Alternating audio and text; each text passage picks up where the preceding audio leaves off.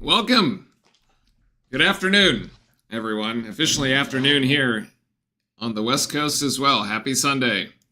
Hopefully folks have been enjoying the games as we get going here. Duke, as they just said, 14-0 in the round of 32, has never lost. And when to this point going to the Sweet 16, a matchup against Baylor. Some folks, if you know your Duke history, will remember back in the day we played Baylor in another NCAA tournament. It was back in 2010 when we were on our march for the 5th championship, that game in the Elite Eight. A Duke win 78-71, where John Shire himself put up 20 points in that matchup. Nolan Smith had 29. So familiar foes here, Duke and Baylor. And even when it comes to NCAA tournaments. Welcome in, everybody. Welcome, Shane. Welcome, Chris. Welcome, Orlando. Hopefully everybody's brackets are in decent shape. I think mine has fallen apart a little bit. I picked a few too many upsets. I got upset happy, I think, towards the end of Friday, and things have happened. The Arkansas surprise over St. John's was a big one. I did, however, correctly predict that most of the SEC teams would lose, especially all the SE trash teams who didn't even get it to 500 in their conference, except for Arkansas, actually. That being the one exception there. That one I chalk up to coaching. My saying is that in March, two things matter. One is your point guard play, and two is your coaching. So if you have either one of those, you're in decent shape. And in the case of Arkansas, Calipari has been there, done that. So Arkansas to advance there to the Sweet 16. We have seen all of the 1 seeds getting pushed against their 8-9 counterparts here. Let's see, going back to Auburn, who did beat Creighton but had to beat them late. Houston fended off a late surge by Gonzaga last night in order to pull ahead there to the Sweet 16. And you just saw Florida on the exact same court that Duke is about to take the court on, getting pushed to the limit by UConn there, the 2-time defending champion, now out. Of course, nobody outside of Storrs is going to shed a tear for Danny Hurley there. So, but Walter Clayton managing to pull Florida back from the brink. I think somebody in chat the other day had pointed out that how good Clayton was, and that is absolutely true. This is a great assessment by the folks in chat here. They were 100% on top of that. Although it would have made Duke's eventual run easier, I suppose. I definitely wanted to see UConn go packing. So here we go. Duke and Baylor. One thing you'll notice immediately as you look at the scoreboard that we have up here on the stream is that Baylor is not a deep team. This is literally it. They play a 7-8 man rotation, and that's the extent of it. So foul trouble could definitely be something to keep an eye on here for the Baylor Bears if it gets to it. Also, Baylor is not that tall of a team. I had said that, I was kind of worried about the rebounding scenario, but after some more review, I don't think that will be as big of an issue. Omier definitely still one to look at. He's, especially in games against Duke, this is a former Miami transfer. This is the dangerous one. In the game against Miami 3 years ago now, he had 17 points against us. That was a Miami win in Coral Gables. Other games, he's played 4 total games against Duke. Another game he didn't play, he was out with an ankle injury, and then he had 2 losses. He only had 9 points against us. So a bit hit or miss there. It depends. We'll see how well he comes out. Roach, obviously, the big storyline here, former Duke guard for 4 years, transferred to Baylor. And the other storyline here is VJ Edgecombe, number 7 for Baylor, a attempted Duke recruit, I guess, that chose Baylor over Duke. Here, the freshman VJ Edgecombe, their freshman star, 14 points and 5 rebounds in the previous matchup against Mississippi State, picking Baylor over Duke. I think it worked okay for us in the end, but so here we go. All right, we got to come out strong, no slow starts. I feel actually pretty good about this. I feel better about this game than I did on Friday when we originally were all here. I think I have to sort of review. I mean, Baylor is a 500 team in their own conference. It sort of like, I thought that they had done better than they actually had. And after you kind of review it, you're just like, I don't know. So in any case, it could still go down to the wire. All the 1-8/9 matchups have come down to the wire. So it could be a close one. But let's see. I got faith in our guys. Baylor controls the tip, and we are underway from Raleigh. So the 5 on the floor for the Blue Devils are your standard starting 5 with Knipple, Flagg, Proctor, Malowacz, and James. James, who is playing in his first NCAA tournament after 4 years in Tulane. Actually, it was a very nice sort of shout out to see on James by a former play-by-play announcer down in Tulane on X the other day. It was quite a nice piece, kind of giving him a big shout out for basically saying how awesome of a person Sion James was. Baylor 0 for 2 in its first possession there after the offensive rebound. That is something we had called out. There might be that offensive rebounding disparity. Here's James trying to go high off the glass. Nothing. No foul call either. And so back to it is Baylor here. This is Robert Wright. Roach will come in off the bench. He is not on the floor for the time being for Baylor. He was part of their essentially two people that come off the bench is Roach there. So gets about 15 minutes per game. The shot for Baylor, no good, and they've missed their first 3. Up ahead, it's going to be a quick one. Proctor in the corner. He was hot the other night. Yes! Tyrese Proctor. What is this, 5 of 6 the other night from 3? He gets this one to go, and as Orlando says, Women's Gate, UNC or West Virginia, the Sweet 16, correct. Shout out to the Duke women who have advanced to the Sweet 16, a 59-53 win over Oregon at home. They were trailing at halftime of that game, came back in the second half to win it. Well done by the Lady Blue Devils. Awesome to see that program advancing in their NCAA tournament as well. We do have a score. I have just managed to cover it. There it is. It's 3-2 apparently, as one of the Baylor Bears is about to score here, which I haven't quite gotten. It's going to be Wright, I think. Wright going to drive in. Very tough shot. No, can't get that, actually. Wow, another offensive rebound for Baylor. That's their third offensive board in 3 possessions. And they will finally get it. That is Omier there. That's what we said. Omier is kind of the X factor. Omier is going to be the X factor here today. As Duke lines it back up in the half court. Flagg for the screen by Malowacz. No, he will go himself. He'll get fouled, and Flagg will go to the free throw line. Nice drive. Should have finished it at the rim, honestly, Cooper Flagg.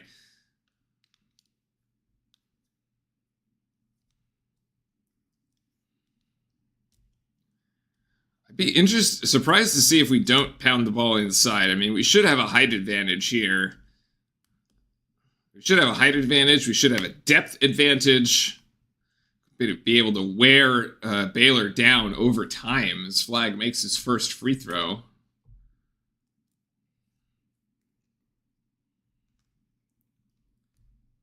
So yeah, you see right there in this shot, there's 2 Baylor Bears with that are not in their not in their warm-up shirts. Like that's it. That's the extent of it.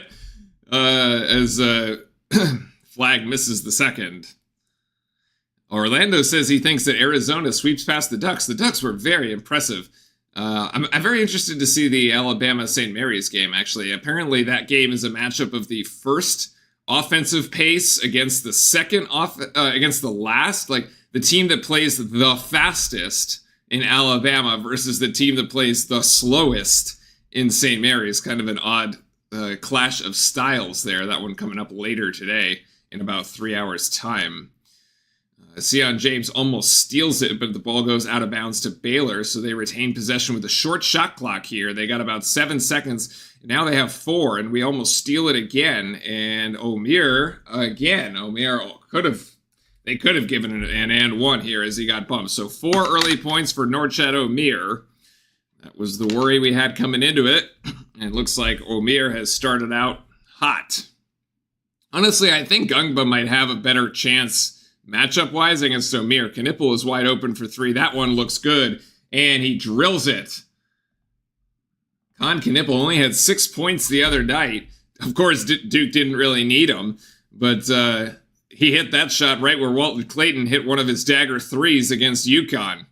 Apparently, that's going to be a hot spot from the floor for both him, Proctor, and Walter Clayton Jr. Driving here is Baylor. Oh, what a block again by Malwatch, but it winds up in the hands of Baylor, and that'll go out of bounds. A turnover by the Bears, and so Duke will get possession, and Malwatch gets his first block. Let's go, boys. Oh, yes. Beautiful.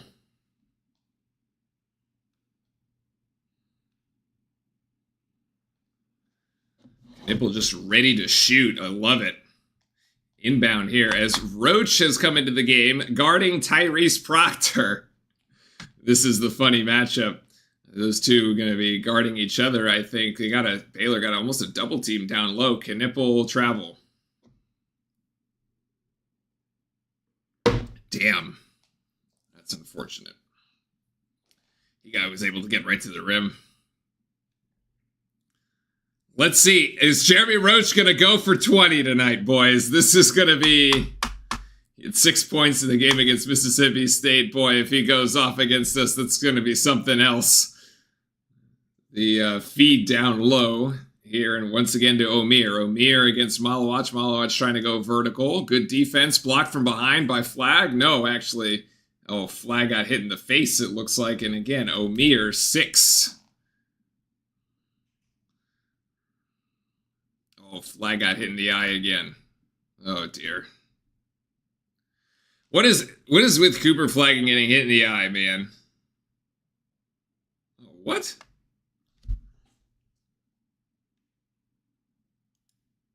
We have a TV timeout, actually.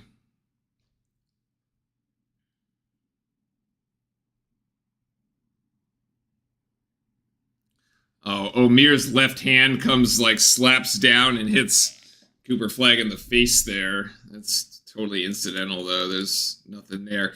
That's the TV timeout, as Norchad Omier has 6 points for the Baylor Bears in the early going. That is the strategy. He had 12 points in the entire game against Mississippi State. 10 points, 10 rebounds. It was a double-double. Like we said, that was going to be the danger if he gets going early, and he is going early. And so that's what we're contending with at the moment. And Flag will probably be fine. I'm not very worried, but the ref had to blow the whistle anyway, so we get a TV timeout. So, all right, not a bad start, really, for either team. 7-6 here in the early going. Again, I expect this to be pretty close throughout. I'd be surprised if we're able to get some serious separation early. All of these matchups have been close.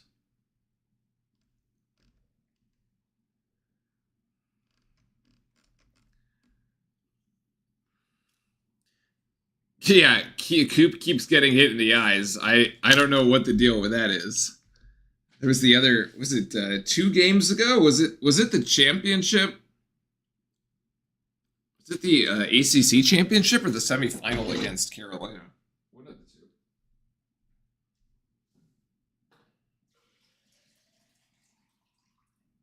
two. Or was it even before that he got hit?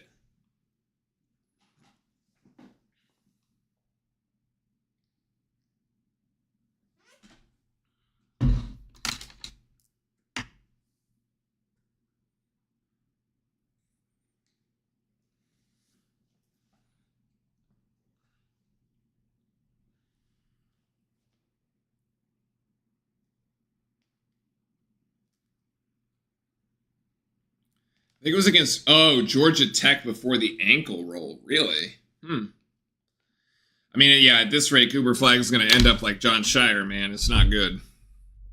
And it's not what we want. Ugh.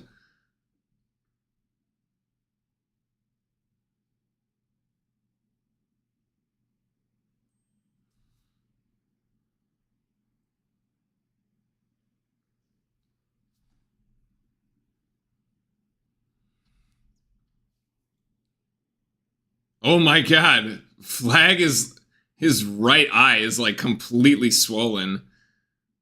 Oh my God. Oh, yeah. If he just he's going to need to dunk it, man.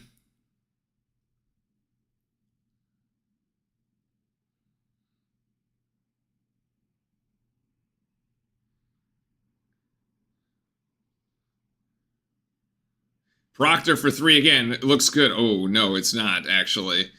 And we resume play here. So Flag is going to play with one eye. One eye and I guess 70% of a left ankle, right ankle, whichever one it was, or Amir gets stuck. There's Gungba now. So we've brought Gungba in for Malawach. I think here with the bigger body could work better for against Amir. Roach! Oh my goodness, Roach hits a 3 and Baylor takes a 9-7 lead.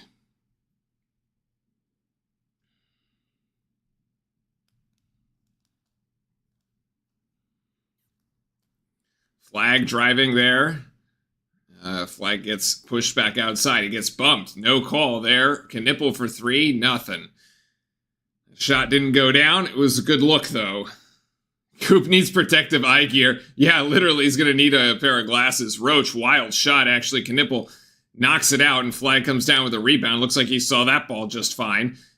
Flag driving in, will get the foul, and he hits the deck. And to the free throw line goes Cooper Flag again. Sup, Bruno, welcome in. Thumbnail be like a movie. Yes, that's the idea. The idea is that, like, each round progressively, like, builds on the next one. There you go.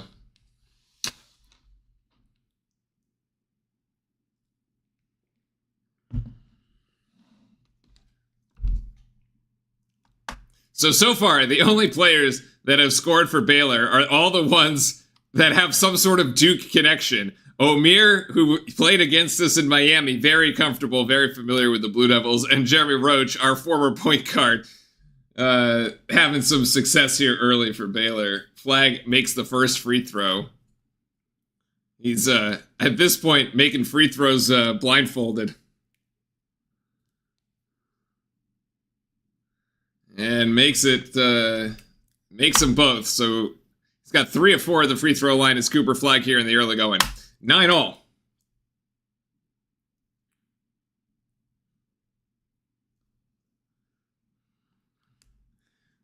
This is Edgecombe, actually. Edgecombe has it outside being guarded by Proctor. Edgecombe looking for the screen, gets it. Not enough here. 7 seconds for Baylor. 5. I don't know if they notice it, actually. 4, 3, 2, 1. Nothing good. That did hit the rim, so not technically a shot clock violation. Duke out and running as Foster is in. Now for the Blue Devils. So Foster, Gungba, Knipple, Proctor, and Flag are the 5 Blue Devils on the floor. I want to see if we can try to get this thing to Gungba down low. Now we're just going to go ISO for Cooper here on the right-hand side. Now in the middle of the paint. Flag versus Edgecombe. Flag with the and 1. Edgecombe with a foul there. Freshman on freshman. Does Arizona not have a set? Arizona probably has an old. They have to have an old school logo with like their Wildcat in like what do you call it? Like old Western gear or something like that. I feel like I've definitely seen one. Somebody on Twitter the other day did all the different matchups with all the retro logos. It was really cool. I love the Jayhawk one. It's like this Jayhawk with like really thin legs. Rod Conrad, welcome in, Duke Nation. Indeed, McDonald's All-Americans going at it with the onions. Yeah, optional onions on the Big Macs. Yeah. Oh, it's just the mascot's head. Okay, I see. All right, so Roach now driving. He's got Gungba there for a second. No, now he has Caleb Foster on him. What a just bizarre. What a crazy thing. Langston Love now. Gonna give this to Edgecombe. Edgecombe being guarded by Evans. He gets right by him. Could have been blocked. Actually, it'll go. Nice roll there.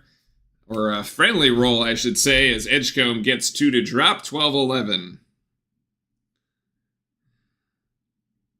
We gotta get past this game first, Orlando. Honestly, the duck would be a better one. Here's Proctor gonna go shoot over the screen. Yes! Tyrese Seems to love Raleigh. For whatever reason, either it's the ball or the stadium, but he loves playing at NC State. I don't know what the deal is. Proctor's got 6. 15-11 after the 3. Let's see if we can get a stop here and maybe a little bit of a run as Edgecombe once again guarded by Evans. This matchup worked in Edgecombe's favor last time, but now they give it up to Wright.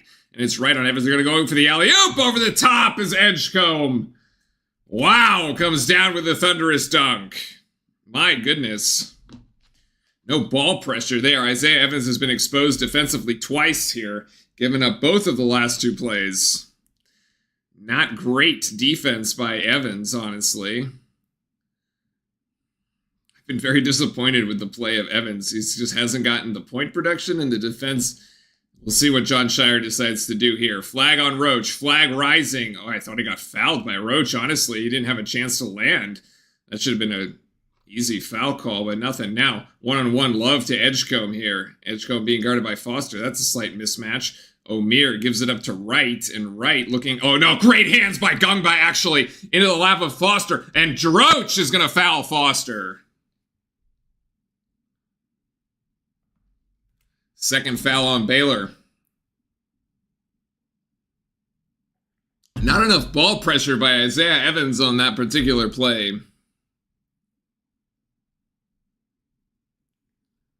Damn, VJ Edgecombe is, he is quite strong. Let's see, Edgecombe's got 1, Roach has, O'Meara has 1 as well. So 1 foul Edgecombe, 1 foul O'Meara. Personal foul. Roach has 2 personals? I have not been following that one. Okay. That's interesting. So 3, 2... and only 1 foul on, the only Duke foul is on Flag. Okay, there you go. So, Edgecombe should have committed to Duke. It's a bit of a crowded roster, to be honest. I don't know who you would, like, what do you play? Like, you play him instead of Knipple? Like, what's the, where do you put him? I guess, maybe? Like, it would be kind of, yeah, it's a bit crowded, I think, for us. Sailor Moon for life, welcome in. Hi, what's up? What's up, y'all? Robert Wright played with Cooper Flag. Oh, yes, okay, so that's, that was Cooper Flag's point guard, right? That's the tie-in there. Ah, okay. I remember, I do now that you mention it, Cat Fan, I do remember reading that. That was Cooper Flag's point guard at his high school. So there you go. That's the connection there. But yeah, Foster on Roach is such an interesting site. I think Foster on Roach or Foster on Proctor, either one. I mean, Proctor on Roach. The both teams shooting decent from the field right now. Duke 4 of 8, and then Baylor 6 of 13. They've gotten quite a few offensive rebounds, actually. 3 offensive boards there for the Baylor Bears. They're currently out-rebounding us 8-4. I did originally think that might be a storyline here that we have to watch out for. But, given the height disparity and the amount of depth, I don't know. We'll have to see how that plays out. Duke ahead in the free throw game, though, 4 of 5, though all 4 of them coming from Cooper Flag there. And 3 of 6 from beyond the arc. Tyrese Proctor has 2 of those 3-point shots. Con Knipple has 1. So a hot start for Tyrese Proctor and 3 assists on the 4 makes here for Duke. Only 1 turnover for the Blue Devils and 2 turnovers for Baylor so far. And so that is where we are at in terms of the stats. So Sailor Moon for Life says my favorite team is East Carolina. That's an interesting, like the Pirates, right? I think they're those purple Pirates. My friends recommended you. Nice. Well, welcome in. Welcome in. I'm fine. Shane says he's fine with this so far. The defense is there. Baylor currently on pace for around 53 to 55 points. If Duke holds them under 60, then Duke wins. So the pace looks good for now. I think I would still like to see. Obviously, we're going to need to go on a bit of a run at some point. But like I said, all of these games between the 1 seed and the 8-9 have been close. It's such an odd quirk of like NCAA seeding for like whatever reason. You ever notice that the 1 seed can never play two double-digit seeds in their first weekend. Like, the 2 can, because the 2 goes 2-15, and then the 2 can play the 10, which is what happened to St. John's. Now they lost, but like the 1 can never play another double-digit seed. And for whatever reason, here's Isaiah Evans for 3. He needs to get it going. He absolutely needs to get it going, and he can't. And doesn't go. It ends up being short. This is Love now. Langston Love gives it up to Wright, and Wright, being guarded by Knipple, goes left. Actually goes to his right, and Wright gets 2 there over Knipple. 15 all. Nick, welcome in. Here's Gungba should go. That should be an easy 2. Great feed down low. I wanted to see more of that. I think the Gungba has the body for this matchup against Omir. It is much better, I think, than actually Malawach. That's my opinion. We'll see. Let's see. Omir has beat Malawach 3 times. He has yet to beat Gungba once. So let's see how this is going to work. Here's Wright going right. Again, that is so just bizarre. Oof, Love hits the 3 from the outside. The pace has picked up a little bit here. And so, actually, Baylor on pace for about 60 now. No, way higher, about 80. Shane, I think your math is slightly off after these couple here. As Duke trails by a point. Here's Gungba looking for this, getting the screen from Roach. A nice high. Oh, Gungba couldn't finish, and he loses a shoe. Oh my goodness, Gungba's going to go to the free throw line after the foul. Somehow he lost his shoe trying to go for the dunk.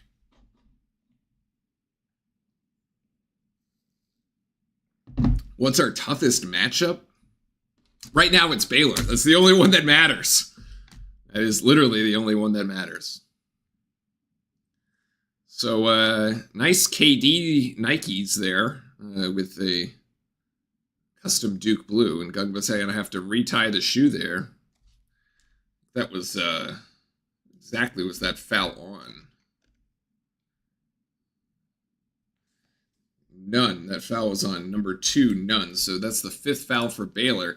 Again, one thing to keep an eye on is the fouls for Baylor because they do not have depth. So we just got to keep at them right now. It's 5 fouls for Baylor, 1 for Duke. We just got to keep at it.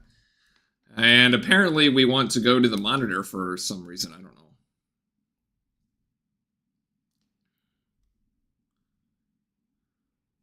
We have an official review for some, I don't know what we're looking at. As under review for a potential flagrant. Okay.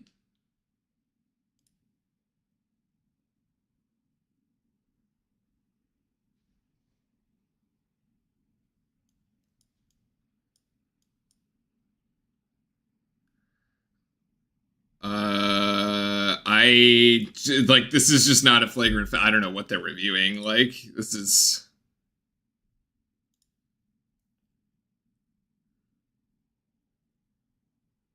This should be a quick review here. I don't even know why we're reviewing it. There's no flagrant foul. There's nothing here, guys. There's nothing here. Play on. Let's just get back into the game.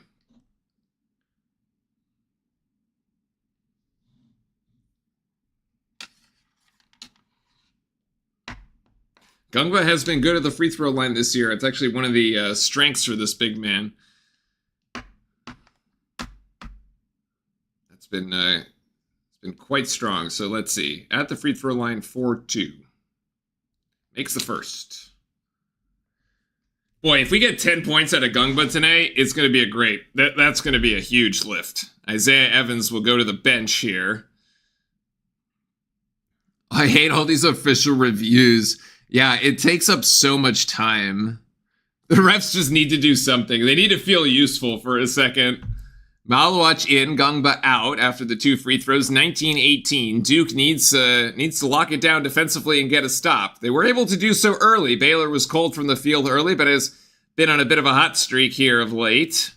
Missed his first 3, and here's Omir. Oh, what a block by Malawach! Great defense between Mason Gillis and Malawach, the 2 of them.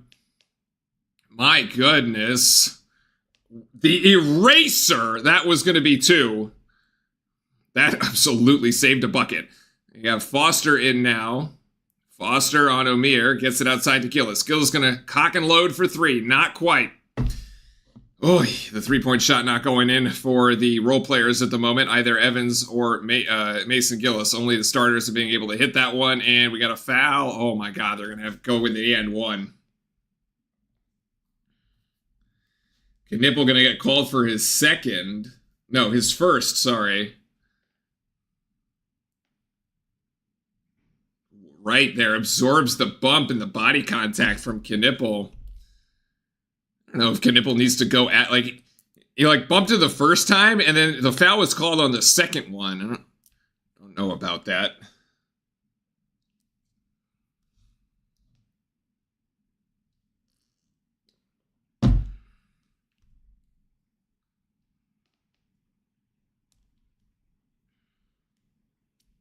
Yeah, this is on pace to be a high-scoring game at the moment. Baylor with 21 at the 9:30 mark. You're on pace for something in the 80s. It's I'm not quite thrilled with, but it is what it is. Foster going to drive in the lane. Get in there. Nice with the right hand. Foster just takes it in. Walks into his living room and scores the 2. 21 all here. 9:15. Which team is going to assert some form of defense? Because the defense really for either team is not quite there. The offense is getting whatever they want. See, Love now. Ooh, a lot of action here for Baylor. As Edgecombe on Proctor. Great defense by Proctor. And now the switch, Proctor onto right. Right, Danson going left. Gets stuck right. Ooh, that is going to be a tough one. We have a foul? Damn it. Wow, we were almost able to get out of that possession, and we have a foul called.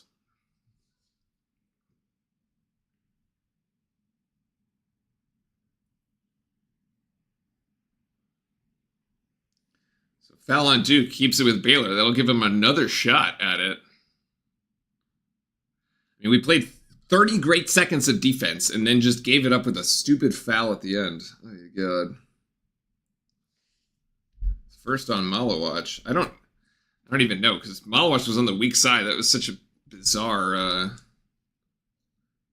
the scoreboard is updated. Oh, wait, I'm missing a point for somebody. I think... it is 21 all. Somebody's missing a point on Duke. I'll figure it out in a second. The Edgecombe 3, no good. Somehow the addition is not working out. Oh, that's a foul on Edgecombe. That's his second, actually. He was just holding Malawach. All right, who's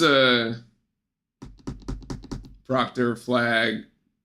Are we somehow we have 21? No, we are right.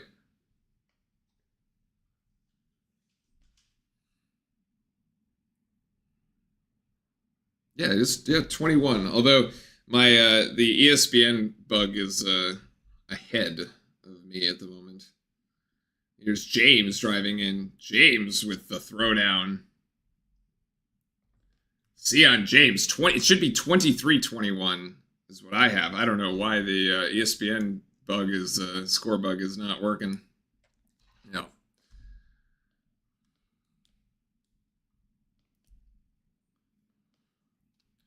Right at the 8-minute mark here. And Love gonna, elevate for 3. That's another one for Love. 24-23, close here. As we go back and forth between the two teams.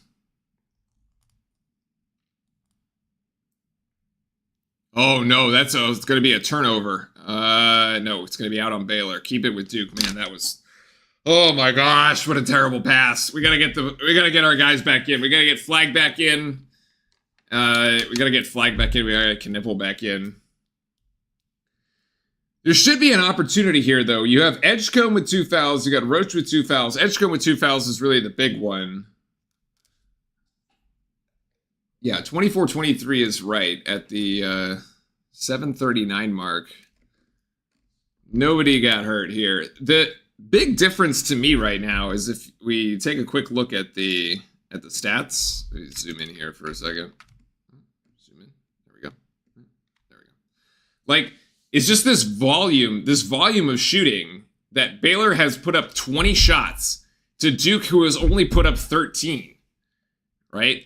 Like, Baylor just has more. If you get more attempts at the basket, and then you have a shooting percentage of 50%, you're gonna, like, they're in this game because they're getting more cracks at the rim. Like, at 54%, right? If Duke had shot another 7, we would have made another 4 buckets, essentially 3 or 4 buckets. You'd give us another 8 points. We'd be up 31-24.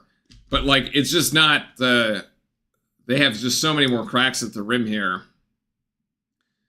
These offensive rebounds is part of what's giving them. It's the 4 offensive boards, 4-0. Duke is all one and done. No second chance opportunities at all, which is rather brutal. I think that was one of the things. Despite the fact that Duke is a taller team, Baylor is much better rebounding. And we haven't really been able to turn Baylor over, whether it's Wright or whether it's Roach, both taking or Love or none, even, like, all of them taking very good care of the ball. And it really is, it's a slight disparity here at the fouls, 6-3, which is kind of tilting it a little bit, keeping Duke in it, rather, because the free throw line, 6 of 7. I mean, if we didn't have these free throws, we would be in pretty bad shape right now. So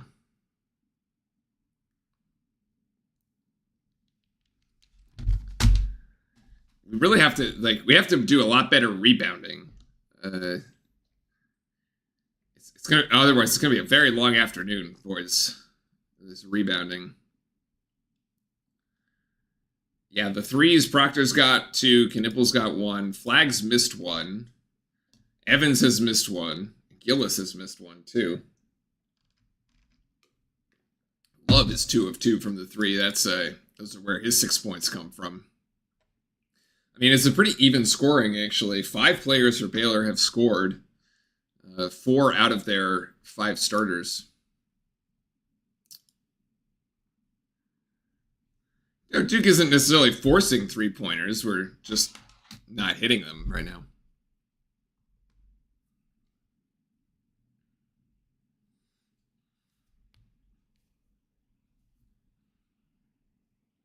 The other brutal one was, right, we had a defensive rebound. Malawach gets whistled for a foul. Baylor scores a 3 on it.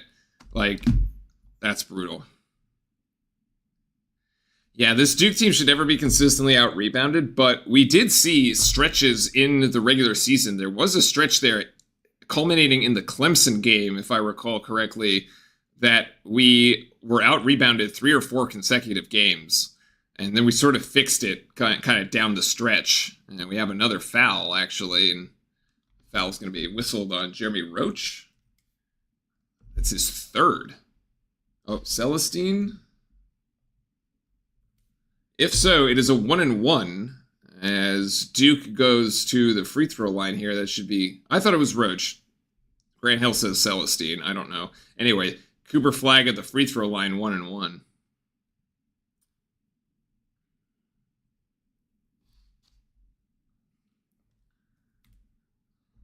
Flag, the eye for Flag looks totally fine, so no issues there. He seems to be hitting free throws, unless he can hit free throws blindfolded, which I guess is possible. 2, and he gets that, so he's got 8, so 25-24. Looking for a stop of any sort here. A turnover, steal, a block, a defensive rebound, literally anything. Let's see what we can get here. It's Love pushing off on Flag, and Flag almost steals it, actually. No whistle there. Roach trying to go left on Proctor. Can't. Reverses, tries to go right. Tough shot for Roach. I thought it was going to go there for a second. Mason Gillis down with the rebound. So Roach comes up empty. There's the defensive stop for Duke. An opportunity here for the Blue Devils. Proctor setting the half-court offense. Screen by Flag. We get it down to Flag. It's Flag on Love. Keep thinking it's like Caleb Love. Oh, that's offensive foul. God damn it. Oh my. Flag is saying it was a flop.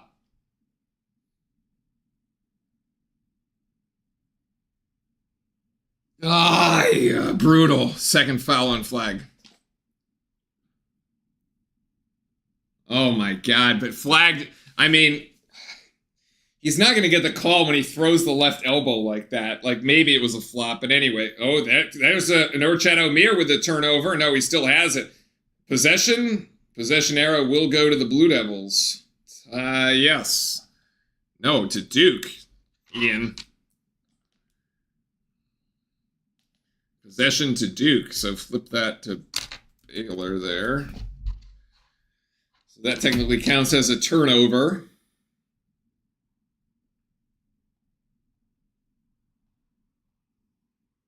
Flag to the bench. He's got the 2 fouls.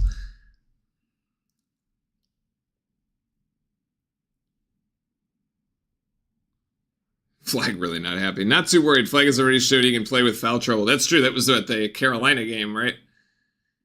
3 fouls in the first half and then none in the second half. So Knipple now going to go take the screen from Malawach. Knipple guarded by Roach. Well done. Proctor with a nice shot fake. And another 3. Tyrese is just cooking in this tournament so far, at least these first 2 games. 3 of 4, and from beyond the arc. All his points coming from 3, and now Duke by 4. An opportunity for the Blue Devils as the fans get to their feet in Raleigh. Edgecombe being guarded by Gillis. There's a screen by O'Meara, and they're going to play a little pick and roll action. Not quite. Edgecombe couldn't get it, and that'll be out of bounds off the lap of Knipple. So another opportunity for Baylor. Duke can't get the defensive rebound. Again, we just can't close out the possessions here. That should have been a stop. Honestly, I thought Edgecombe was going to get the bucket, but like that should have been a stop. Now we got to play defense again. We're making it very hard for ourselves by not getting these defensive rebounds. Baylor now with 5 offensive boards so far in the game. As Edgecombe, that was Roach. Yeah, and now to Wright. Wright going up top, can't get it. O'Meara tries to get the offensive board and out of bounds on Duke again. Come on, guys. Like, another offensive opportunity. I mean, you give Baylor 3 cracks at it, and, like, they're eventually going to score. I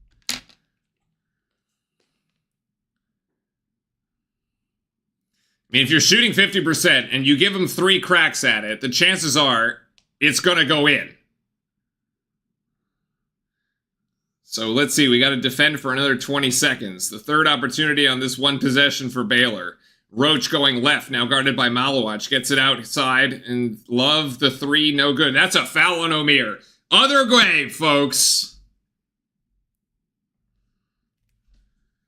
Finally. Jesus. That is a foul on O'Meara. Honestly, need O'Meara to get into foul trouble.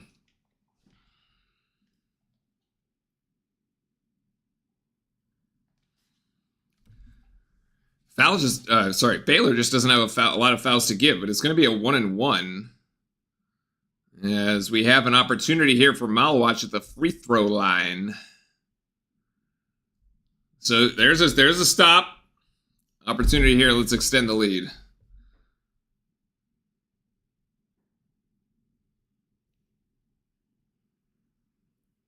Nice. Malawach makes the first. Those are his first points, actually, of the afternoon. 29-24 after the made free throw.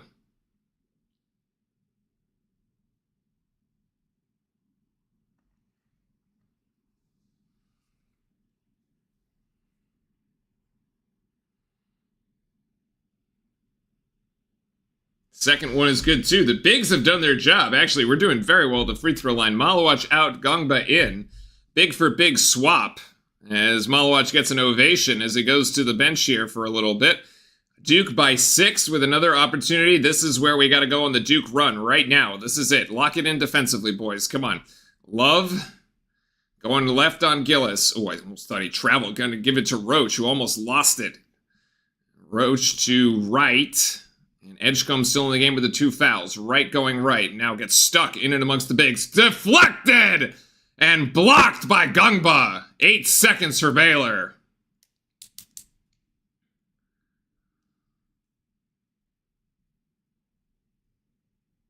Oh, this almost got him on a reach, honestly, but very nice. Okay, 8 seconds here. Make it happen, guys. Make it happen. Make it happen. right to inbound. Omir's still in the game. And Edgecombe, oh no, they can't get it to them. Gives it to Omir. 7, 6, 5.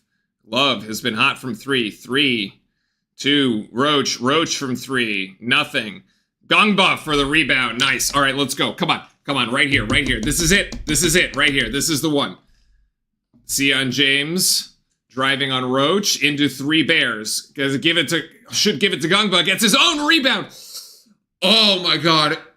It was wide open for Gungba. I mean, he got fouled and he's going to go to the free throw line, but still, like, it's wide open for Gungba. He comes, oh my goodness. Sion James comes out of a pack of 3 Bears, all clawing at him. Look at that, ferocious. Gungba is like right there. Omir would have had to turn around and foul Gungba, but he fouls it anyway. So it's 3 fouls on Omir. And Sion James goes to the free throw line for 2. We are making our living at the free throw line, as good teams usually do, to be fair. Oh my God, he missed one. Oy. So Omir has to check out. Celestine in.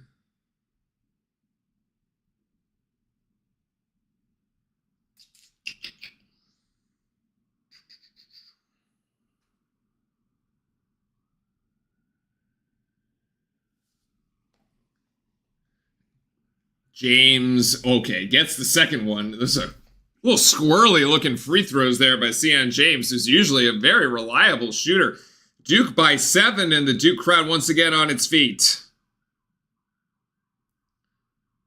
Let's go, boys. Lock it in. Oh, there's the Duke president, Price, and then Nina King, the athletic director. Bit of a shout out to those two there in the front rows. Duke by 7. Yeah, Baylor on an 0 for its last 7. It started out hot. Oh, that's a deflection by James, and it's a steal. All right, here we go. This is it, boys. This is it. Down low, feeding to Gungba. That's a foul. It's a foul on right. Baylor cannot defend us right now. Baylor cannot defend us because there's no bigs left. So, Celestine. 2 shots for Gungba at... Wait, we have a timeout? What do we have here? Wait, we have a timeout or what? It's a 4:23. It's not an immediate timeout. Who called timeout? Scott Drew called timeout?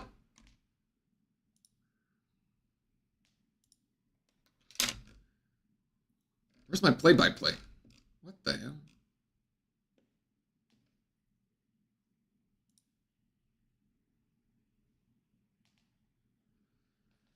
Wright didn't make the right decision. I'm surprised Coach K isn't in the building. Actually, I'm kind of surprised too, to be honest. I would have definitely thought Coach K would have shown up for this one, mainly because of Jeremy Roach. Like, Roach played for K too, so I'm also kind of, I'm also surprised at that.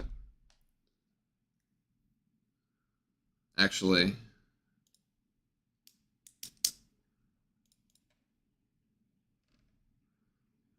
Foul on right. It was a Baylor. Okay, it's a Baylor timeout.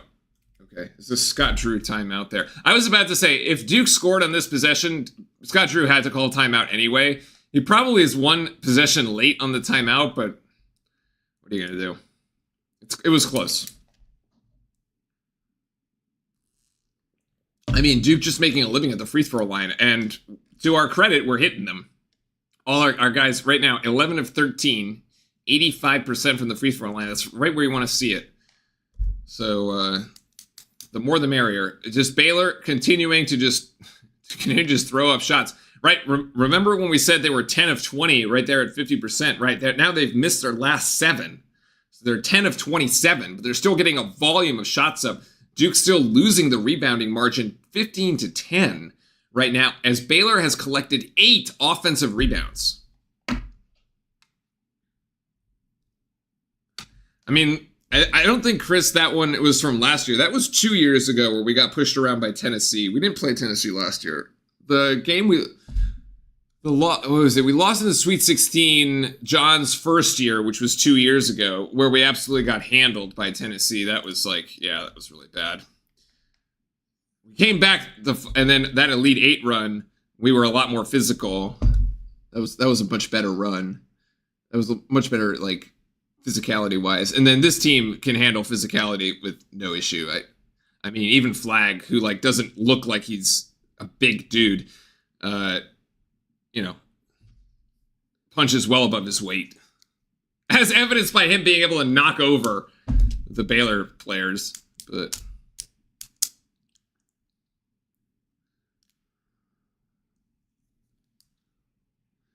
we lost in the second. Oh, it was the second round. Was it? Okay. It was around there. Okay, yeah.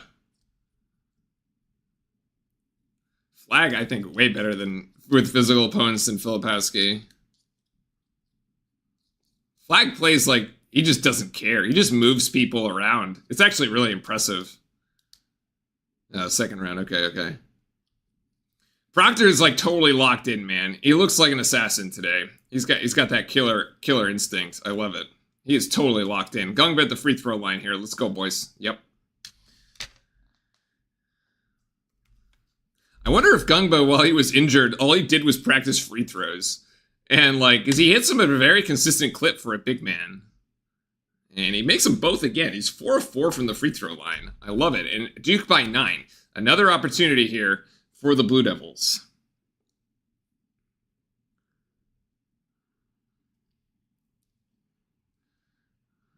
Here we go. Edgecombe driving in. Actually, might have been deflected. We got another and one. Oh my God. Another and one for Edgecombe. I mean, again, it's another offensive rebound. It's another offensive rebound and 2. I think that was on Gillis. No, they're going to call it on Knipple. I mean, it's brutal. 9 offensive rebounds for Baylor. We just cannot keep them off the glass. The smaller team is absolutely killing us on the glass. And that was his own miss, too. Brutal, man. Absolutely brutal.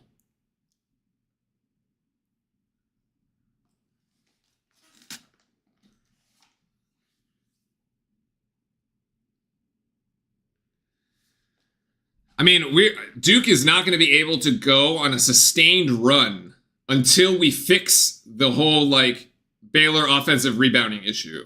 Because every time Baylor misses, they're just getting it back, and you're shooting at 50%, so you miss the first one, you make the second one by percentage. And so you never are able to, like, kill the possession. Baylor has gotten twice as many shots off as Duke. The only reason we're ahead is because we're 13 of 15 at the free throw line. We have literally made up the difference in shot volume from free throws. And you're up 9. All you have to do is defensively get the defensive rebound. You get a stop. You put yourself up to 11. But no, you can't. For whatever reason, I mean, we were just getting killed. This was the worry. I was actually less worried about it after I looked at the matchup. Now it's actually, I guess I was wrong for being less worried about it. I originally thought that the offensive rebounding for Baylor was going to be too much for a real mess for us, and it turns out that's true. I mean, I guess we could just get them into foul trouble all day long, but at some point, the refs kind of start to swallow the whistle too. Later in these NCAA tournament games.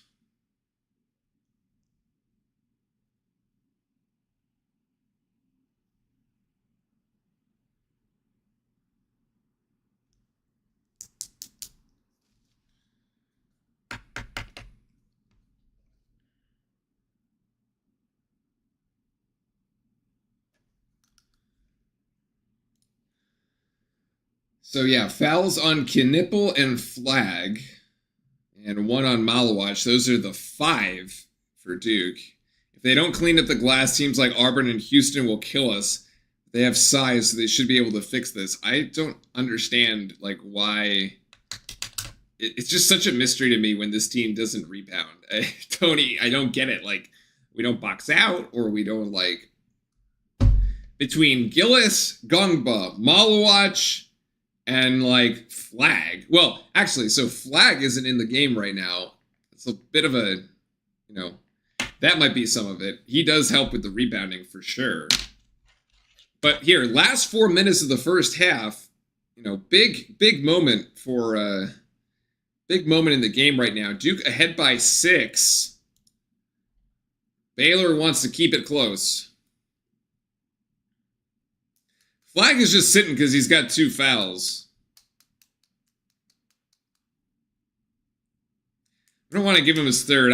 I sort of agree with it. I don't know if you... I mean, he might get subbed back in right now.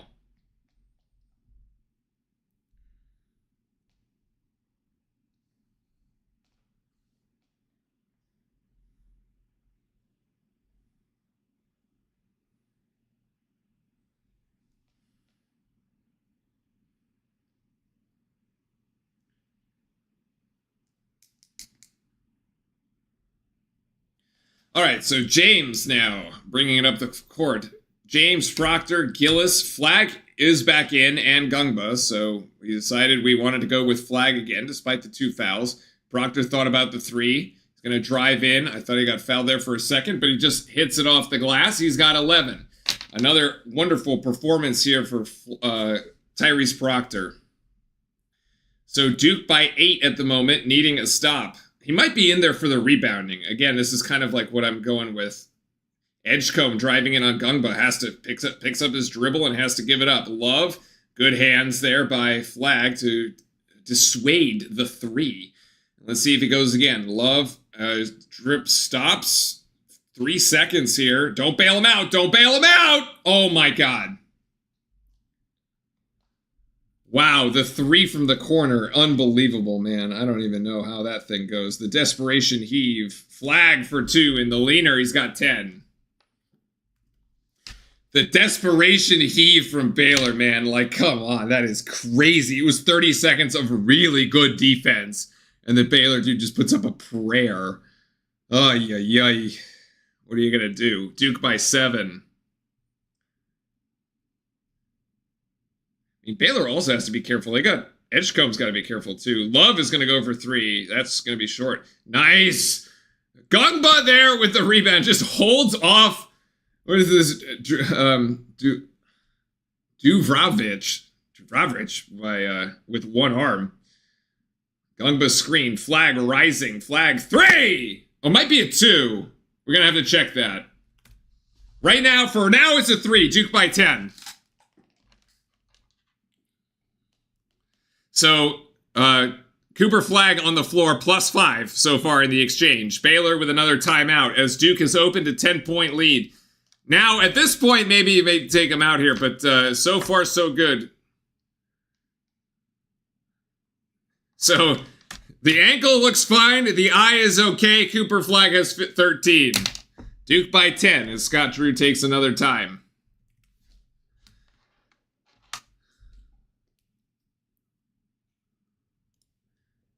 This one.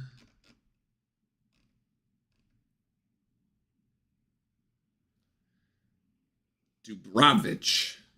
I think it's a tough one to pronounce there for Baylor. Skylark, welcome back. Welcome back. Welcome back.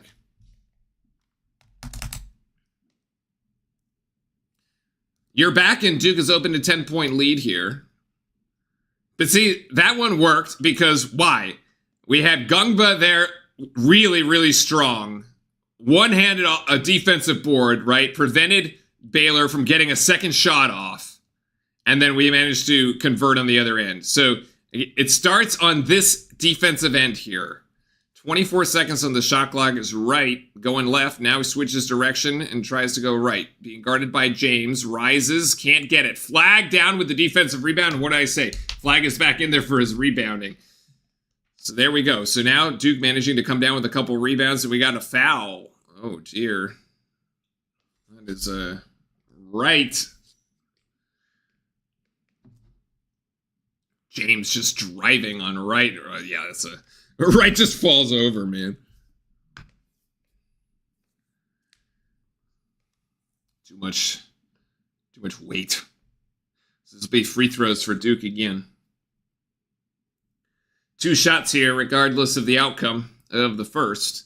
So Baylor with 2 fouls on Wright, 2 fouls on Roach, 2 fouls on Edgecombe, 3 on O'Meara, who's been sitting since he got that 3rd foul, 1 on Celestine, and oh my goodness, Sion James shanked the first.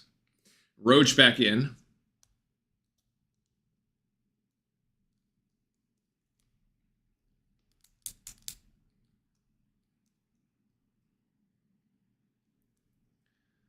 Let's go at least 1 and 2 here, Sion. Come on, yeah, there you go.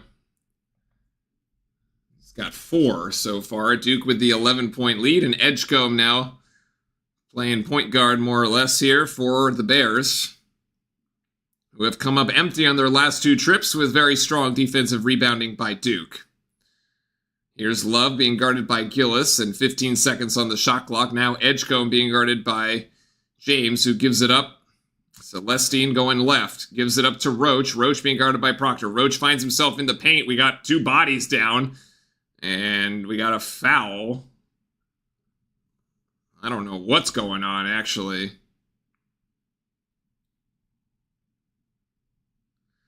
I think the foul is being charged to Gungba. But Dubravicic and Gungba just took each other to the floor. Let's see what happened here. They both kind of just took each other to the floor. Yeah, that's an okay foul on that's a foul on Gungba.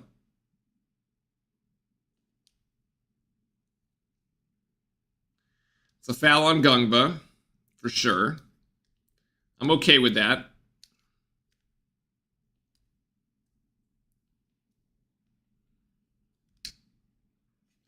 I don't see anything else here on this particular play. I think this is a common foul on Gungba.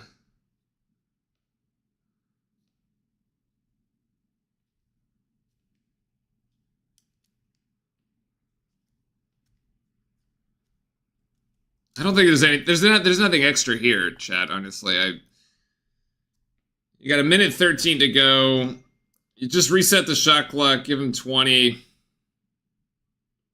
There's nothing here. Two big dudes doing battle down low.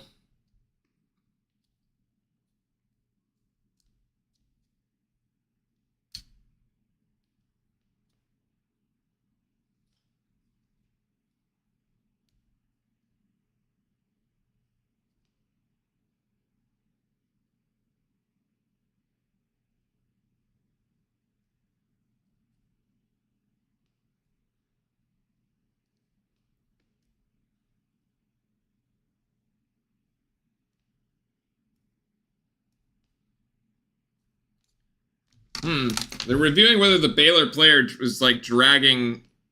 Maybe. Oh yeah, Dubravicic drags Gungba down. Maybe.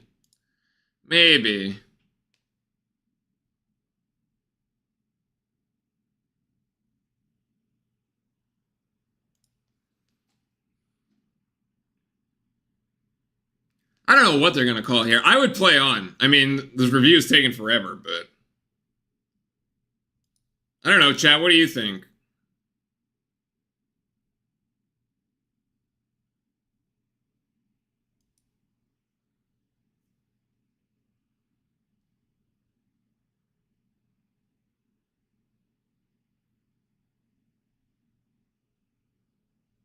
He's pulling him. Yeah, it could be. It could. I mean, yeah, he definitely is pulling him. I mean.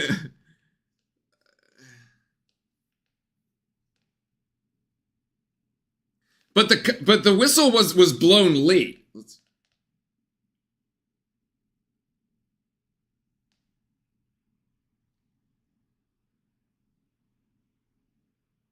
Oh wow.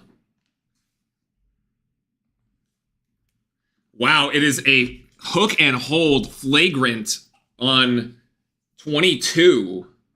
Wow, so it actually turns out to be 2 shots and the ball for Duke. This is enormous. Remember, this was a Baylor possession. Now, it was the 6th foul on Gungba, so like there was going to be no one-on-one, but Baylor effectively loses the possession. Baylor is just going to inbound the ball and resume play there. But so Baylor effectively loses that possession, gives Gungba 2 free throws, which he makes the first, and then Duke will have possession again. So it's 2 points as he makes them both. He's perfect from the line. It's 2 points plus the possession. It's a massive swing. Okay, a flagrant 1 hook and hold. This is a massive swing in the game right now, especially if Duke converts. I mean, Duke could find itself up 15, 16 points right now.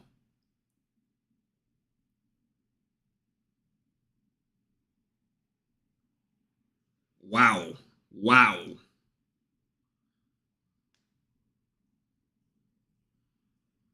James brings it across the timeline here. We have 63 ticks to go. Duke on an 8-0 run.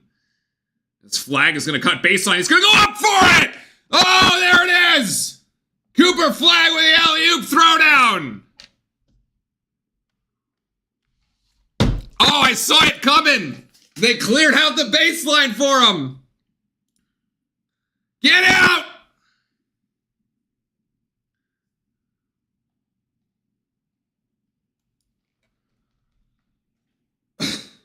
Right as I said, Cooper Flag cutting baseline, they throw the alley-oop. What a find from Sion James. Duke by 15.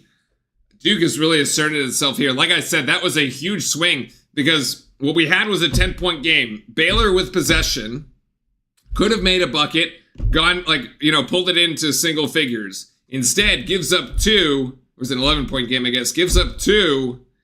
And then Duke, now 2 more is 4. It's a 15-point game instead of what could have been an 8-point game. I mean, it's enormous. It's a 15-point swing. It's crazy. That's insane. Yeah, momentum is huge. The main event with the throwdown. I love it. Wow. Yeah, since Omier committed the 3rd foul, 15-6 run. Yeah, like I said, Omier really the key here, right? We highlighted that matchup early. And here's Roach in the corner. Roach for 3. Can't hit it. We got a defensive rebound. Gillis was the first to the ball, but it winds up in the lap of James. Another opportunity here for Duke. And right now, yeah, Baylor is only on pace for 60. They really slowed it down. Big call and took advantage. Yeah, love it. 20 seconds here. We got 8-second game clock, shot clock differential. So not technically the final shot they have, but Foster looking for an opportunity down low. There's Sion James with the extra dribble. Now Foster going to go for 2. Yes, Foster with a nice leaner in the roll.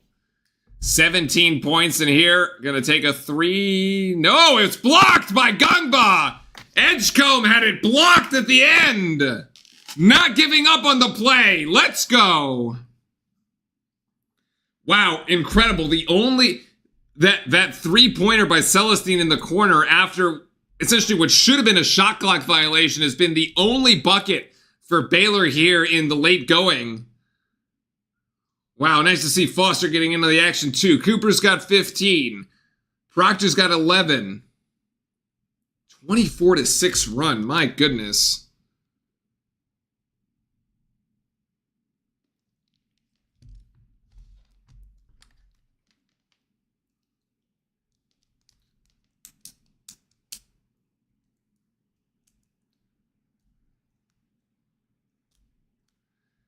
Proctor is so locked in that Tracy Wolfson interview, man. He is just all business. I absolutely love it. It is just like she's giving him the question and he is bang, bang, bang, bang. Doesn't even have to think about the answer. So locked in. I don't, why is anybody surprised there's a lot of Duke in the building? I mean, it's in Raleigh. Like, oh, wow, Duke 47-30. Incredible. Let's get the worm out here, okay? Because the worm is going to tell us the story, all right? The worm is really going to be the story of the game right now because it was, it was touch and go there for a while. And so let's go to the worm. Let's go to the worm.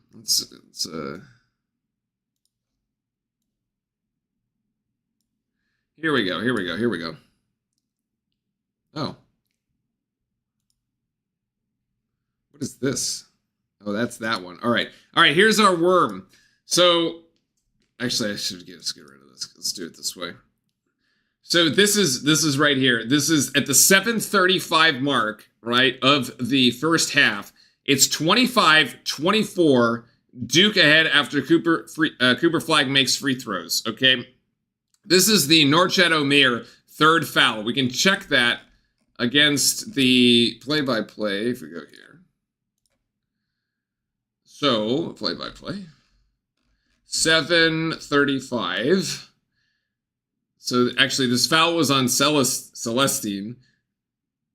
But 7:35 mark right there. Flag subs in. Where does foul on Edgecombe? Anyway, flag right there. And then it is like off to the races. Baylor doesn't score again until 3 minutes later. 31-24. It's 7. There, VJ Edgecombe gets the, yeah, that's right. DJ Edgecombe gets the and 1 down here. And then Baylor just, and then there's the 3-point shot by Celestine at 3. So they basically go 3 minutes, nothing. Then they get the quick 6, 35-30, Duke Baylor. And then it's a 12-0 run to finish the half out. Because Baylor hasn't scored in the last 3 minutes and change. So there you go. I don't know about the bird. What do I think of Arizona and Oregon? I was actually very impressed with Oregon's win the other night. That one kind of took me by surprise, to be honest. I picked too many upsets. I should not have picked that upset, like that Liberty upset. I mean, they just housed Liberty, like completely housed them. So I was very impressed. I think Oregon is going to take it to Arizona. Very sort of interesting matchup because you have two old Pac-12 rivals playing that are now in separate conferences, right? One in the Big Ten, one in the Big 12. So there's like some history there between those. I think Oregon can push them. I would prefer to avoid an Arizona rematch. Okay, I don't want to have to play the same team twice. I would prefer to avoid an Arizona rematch given the way that this game is going in the Sweet 16. So I prefer Oregon for sure over Arizona. I don't know if it's going to play out that way, but I prefer the Ducks. From a like self-centered Duke standpoint, regardless of like actually how that game is going to play out. But all right, the halftime stats for y'all here. Hey bud, what's up? You finally woke up after your nap? So remember when Baylor was shooting 50% from the floor, right? They were 10 of 20. That was back at the 7-minute mark. We had evaluated that. They are now 12 of 34. They have hit 2 of their last 14 shots. It's atrocious shooting. And Duke has gone 13 of 20. Which is, again, like, we're minus 13 in the shots taken department, and we're ahead by 17. I mean, from the free throw line, we have just been exploiting Baylor. We talked at the top of the show about how important it was going to be the lack of depth on Baylor's team. We just go at them, go at them, go at them. And that's what we've been doing. You have Wright, their starting guard, 2 fouls. Nunn's got 1. Roach has 2 fouls. Edgecombe has 2 fouls. Norchad Omier has 3 fouls. Huge. As soon as Norchad Omier got pulled, the rebounding has now started to equalize, right? We were getting killed in the rebounding here. It was 16-10 when we looked at it. I think it was at the 4-minute timeout. Now it's 16-13. Duke was closing out all of those defensive possessions here. Still, 9 offensive rebounds, way too high here. Baylor has been making a living off those offensive rebounds. So many more shots. But we'll see. In the second half, if we clean up the boards, this thing is just going to get away from Baylor. Like, we are going to run away with this if we clean up the boards in the second half. Who committed the flagrant? Marino Dubracic, number 22, committed the flagrant foul. The 7 assists on 13 baskets. Wonderful to see there. 3 steals, right? So Baylor with 5 turnovers. Duke with only 2. I mean, 5 is not a lot of turnovers. Credit to Baylor for taking care of the ball there. But yeah, 12 fouls for Baylor and only 6 for the Blue Devils. That's a huge disparity, and the free throw line disparity as well as a result. So that's where we're at.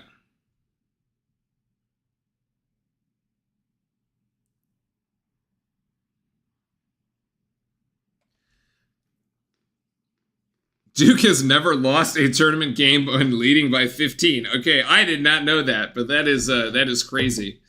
So there will be, it appears, a second weekend at least for us. We will do a stream for the weekday game. I don't think we'll do the weekend games anymore going forward. I got some folks locally here that want to watch the Duke games on the weekends, so we will might be doing that. But at least the Sweet 16 we will do. Yeah. I can already tell you if Duke wins, everybody will say it's because of the refs and free throw disparity. I mean, if Duke wins by 30, I don't think you can just blame the refs by that for that in particular. But so far, this is the widest margin of any of the 1 seed games here in this second round.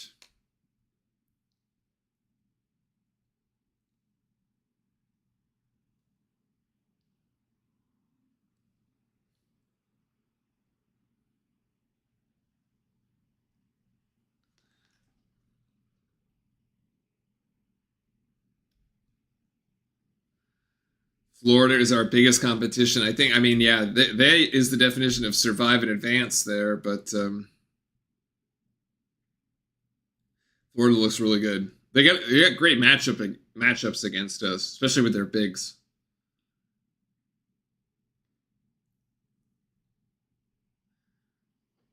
I mean, it would only be a national title like matchup, right? But they would also have to beat Auburn, presumably, or Michigan State, as I have Michigan State coming out of that bracket.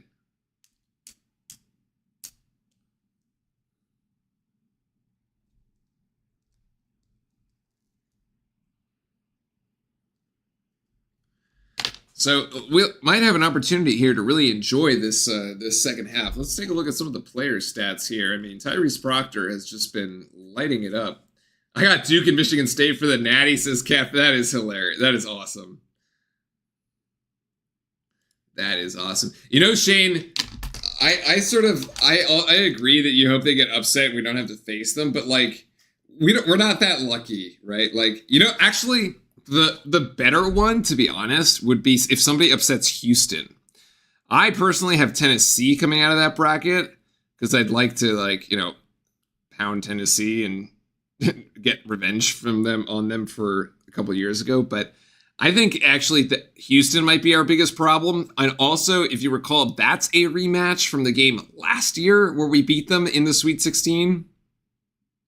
And I don't know if, like, boy, if Duke was able to beat Houston twice in back-to-back tournament years, that would be like that. They would just like hate us for like eternity. Like, I mean, you want another fan base to get like to hate Duke, like beat them twice in back-to-back years. It's kind of brutal. St. John's ruined all my brackets. I guess technically John Calipari ruined your bracket in that case, Skylark.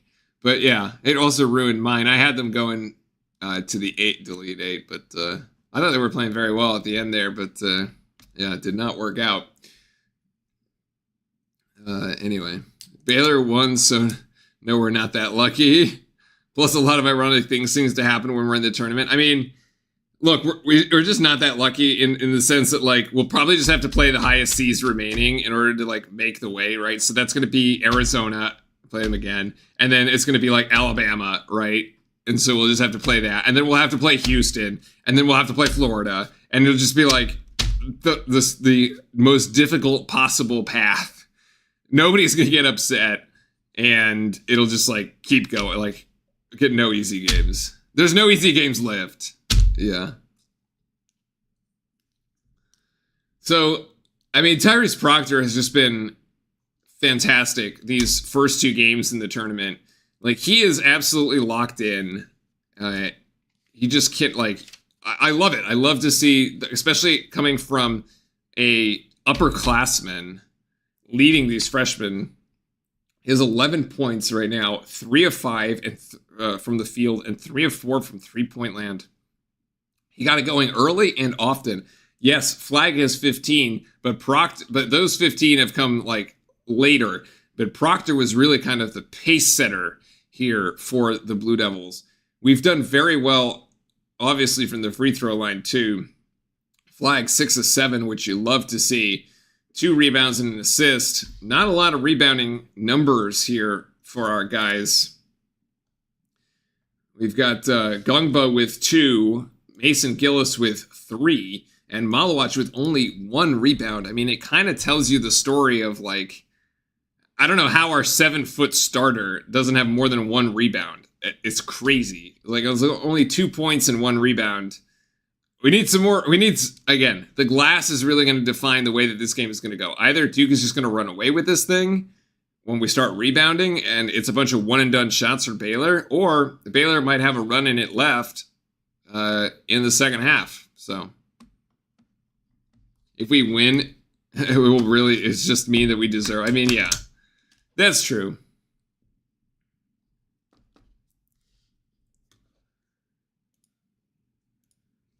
It's like the Kentucky-Illinois game should be a good one as well. I'm not really sure. Like, I'm not really sure what to make of this Illinois team, man. I mean, again, it's just kind of weird because we housed them by so much, but like... Timothy, welcome in. Happy halftime. I'm no Cal fan, but I will laugh so hard if Arkansas goes deeper in the tournament than Kentucky. The irony would be unreal. That is actually, yes, that is hilarious, actually. You know what? It's funny, Shane, because when I was building my bracket, I was like, oh, look, Kentucky here coming in with a 3 seed, got the better of the Calipari trade. The Calipari's got like a 10, and it's such a difficult, like, what a tough first year at Arkansas, right? Like losing the first 5 games of the SEC slate there. And I was like, wow, Kentucky looking really good. Like, you know, looking like it really got the better of it with Mark Pope. But yeah, you're absolutely right. It could be really funny if Arkansas ends up going deeper than Kentucky. That would be ironic. Illinois has been good ever since getting crushed by Duke. Maybe we just woke them up. I don't know, man. It could be. So maybe it really was just that, like, Duke absolutely crushed a really good team. I feel like, yeah, we just don't want to, like, don't want to admit it.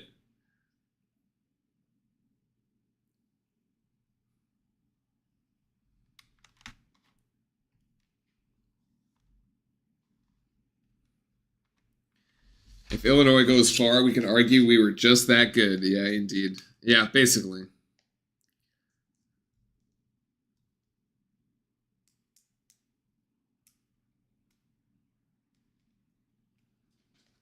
I mean, we know this team is the real deal, right? Like,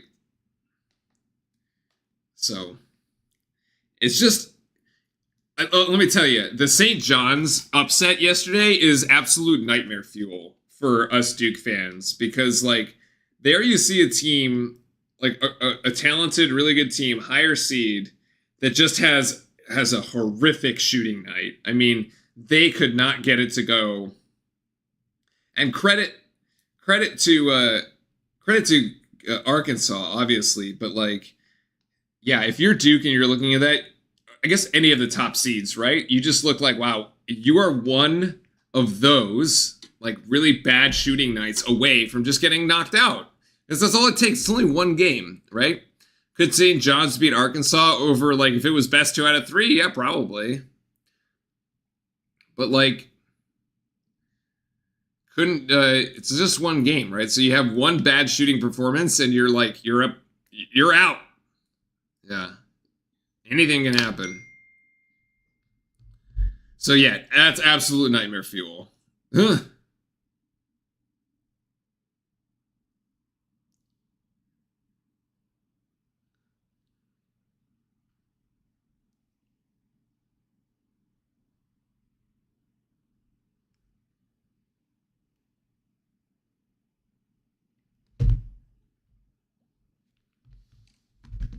That's what happened last year when we faced NC State. Yeah, it was like Proctor went 0 for whatever, 10, 8, 0 for 8, 0 for 10 from the floor, right? And you're just like, well, there goes that.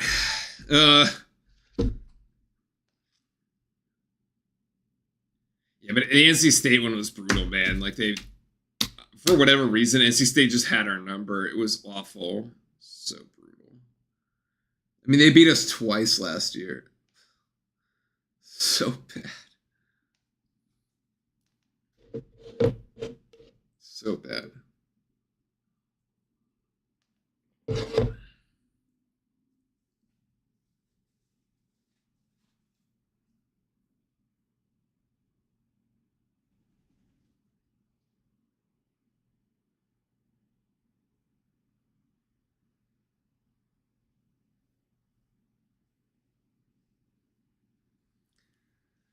All right, so, and yet they wanted to blame Kevin Keats.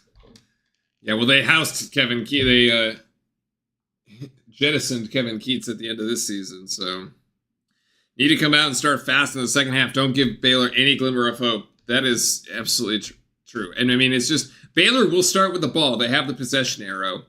So they will start with, they will get the first crack at it. The picture of Coop in a wheelchair is basically a meme at this point, honestly, Skylar. It is just a meme.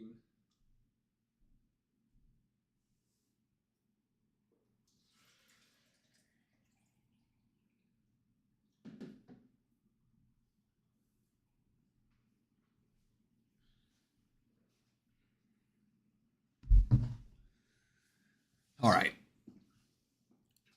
Get your snacks, get your drinks, get ready to go. We got another 20 minutes. 20 minutes to punch a ticket to the Sweet 16 and advance to next weekend. I do not know if it'll be a Thursday or Friday game. Oddly enough, if your schedule is Friday, Sunday the first time around, it is not necessarily the same.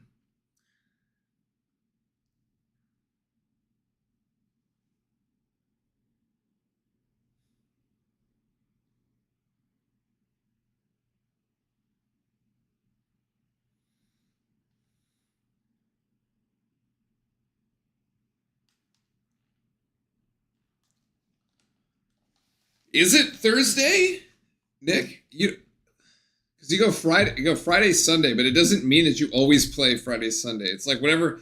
Do the regions flip? Because essentially they put East and South. No, East and West went Friday, Sunday, and then South and Midwest played the Tuesday, Thursday. So interesting. Okay. Shane says that Will Wade will be an upgrade over Kevin Keats in the lower grade of coaching currently in the ACC is the reason that the ACC is down. Is interesting. There's some truth to that in the sense of like there's been a lot of brain drain from the ACC in the coaching department, and actually I think it's a place where, as Duke fans, we have to like acknowledge and be very thankful of that. The succession of the Duke coaching was very well thought out and very well planned, and we have John. In 3 years, we've made deep tournament runs and have phenomenal teams, because the alternative is what you see across programs like an NC State, which lightning in a bottle, but yeah, coach is out again, so they got to replace that coach. Hubert Davis, which is like, schizophrenic essentially over in Carolina. 1 year yes, 1 year no.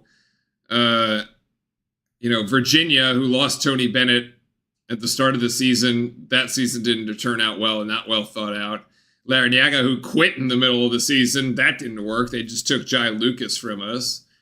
Syracuse hasn't worked out after Jim Boeheim either. Leonard Hamilton departing Florida State. That's not, hasn't gone well. We're like really deep in the league right now, right? Like, I mean, that's like half the league is essentially turned over its turned over an older established coach in the last 2 or 3 years. And so, yeah, I sort of agree with that, yeah, the ACC has suffered because all of its legendary coaches have left. And as a result, the ability to recruit is impacted, right? So as we go, let's see. Here we go. Start of the second half. Need a good first 4 minutes as Omier on Malawach. That matchup worked very well for them, for Baylor in the first half, as Roach is in as well.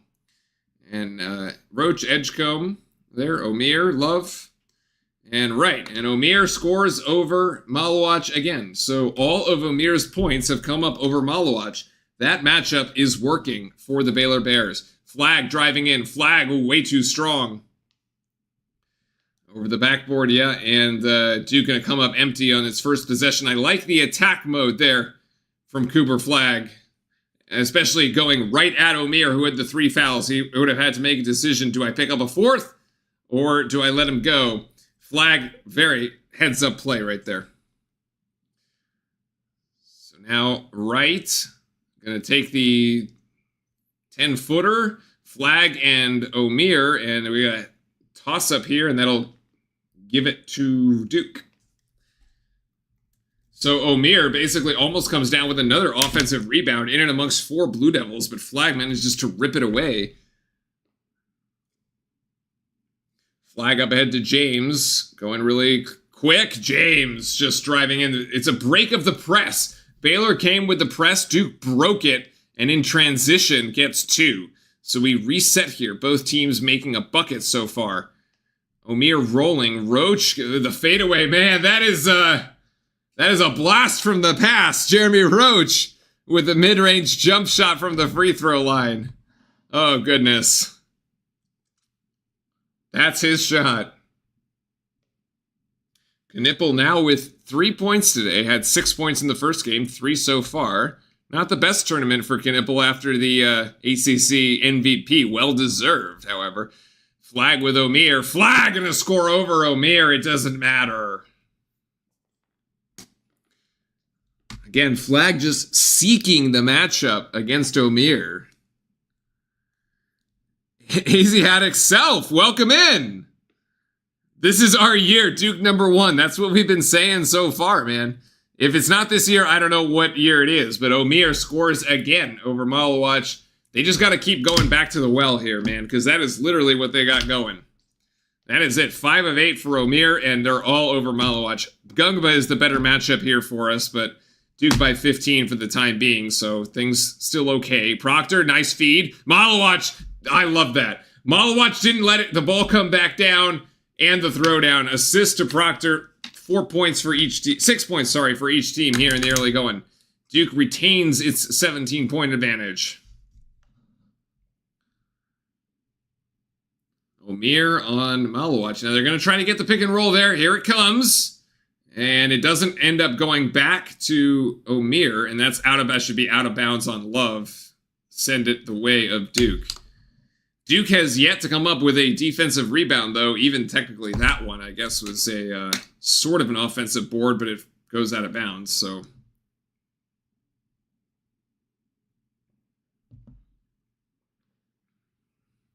Good dunk by Malawach. Here's Flag, going to try to get Malawach. Couldn't get it, and it's saved by Baylor. Opportunity here for the Bears. Edgecombe gets fouled. I don't know if that was Malawach or James. They were kind of both in the middle of that.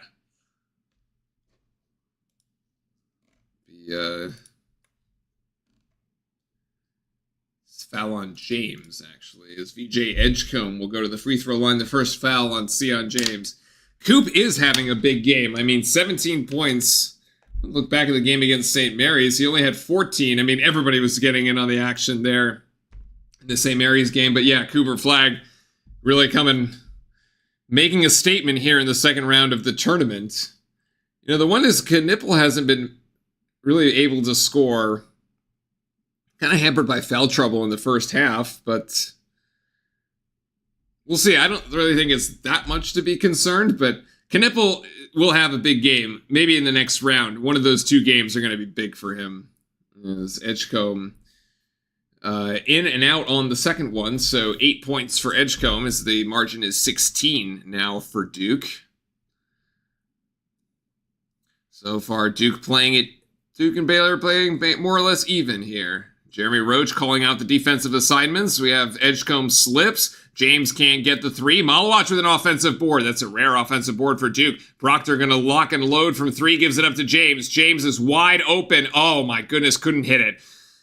Wow, okay. And now Baylor quickly in transition as Roach pushes it up the floor. Roach trying to get it outside to Edgecombe. Edgecombe for three, yes.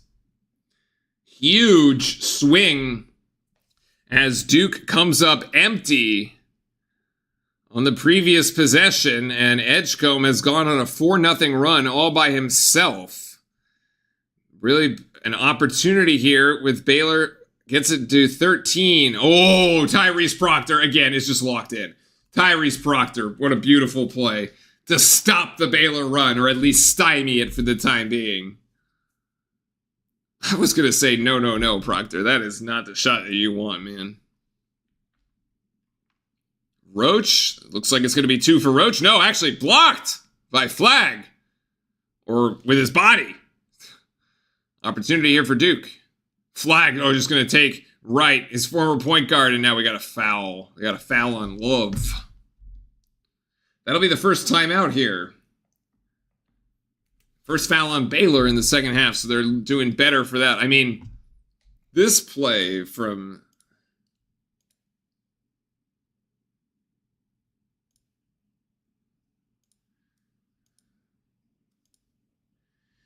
This play, I mean... Look, so Baylor has gotten into 13, right? And we just, I mean, this is just cold-blooded. I mean, it's amazing. That is very well done. I don't know if I thought it was kind of an early to take in the shot clock, but like, you know what? Proctor hits it, all good. Especially Baylor bringing it to 13. If he misses that shot, Baylor is able to get a rebound and go in transition, get it down to 11. I think John Shire might need a timeout at that point. Certainly if they brought it down to 9. But Tyrese Proctor is steadying steadies the ship there, so to speak. So yeah, big play. Big play at a big moment in the game.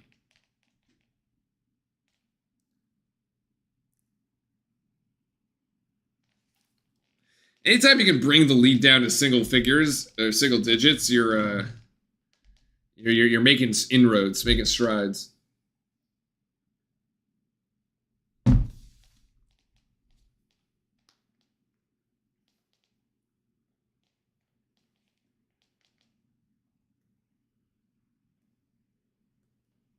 At this rate, Proctor will be regional MVP if Duke wins. Yeah.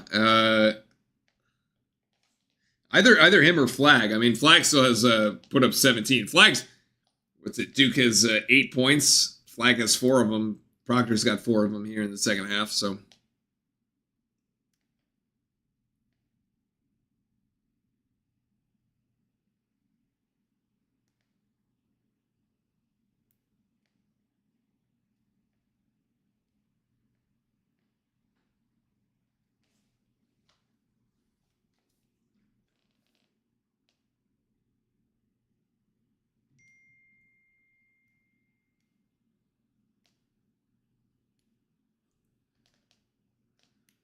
All right, back at it. Let's go. Oh, they're going to 2010 tournament. They're doing the flashback. This is the game I mentioned earlier where Shire had 20. Nolan Smith with 29. Oddly enough, actually, Kyle Singler didn't score a single point in that game. He was 0 for 10. Yeah, 0 for 10. Oh, actually, no. He had 5 free throws. He scored 5 total points, but 0 of 10 from the field. Brutal for Kyle Singler. I think the entire starting lineup is going pro, so it's now or never. I mean, this has been the best Duke team we have had in a decade. It is definitely now or never. If this Duke team isn't it, I don't know which one is, to be honest. So, Here's Gungba backing down Love here. A little bit of a mismatch. Little baby hook shot. Nothing good. First miss by Gungba today, actually. And now Edgecombe. Oh, as Proctor hits the deck. First foul for Proctor.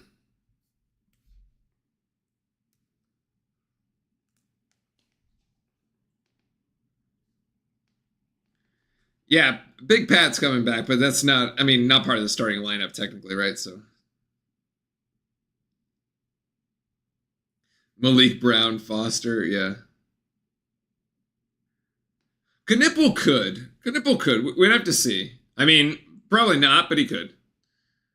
Oh, nice deflection by Gungba. The denial. As they tried to get it into Omir. Like I said, I think this is a better matchup. I think this is Omir is going to pull up from 3. Let him take that. Another offensive board for Baylor. It's just absolutely killing me, man. And they score. Wright scores off the offensive rebound. I mean, the offensive rebounding is just brutal. Baylor is like has, you know, some belief here, I think. They're clawing their way back. It's a very tenuous point in the game. Here last time, Proctor helped us out with a big shot. Here's Knipple driving baseline. He gets Omir caught in the air. Beautiful. Beautiful play by Knipple on the baseline drive. 4 on Omir.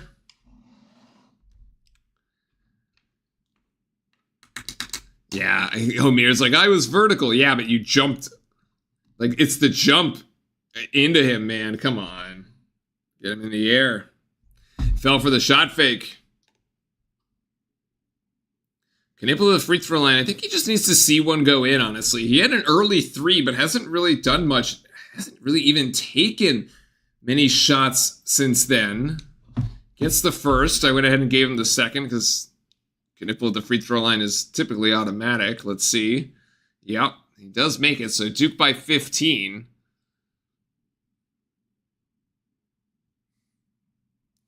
(18 of 21 for Duke at the free throw line. Herbert, welcome back.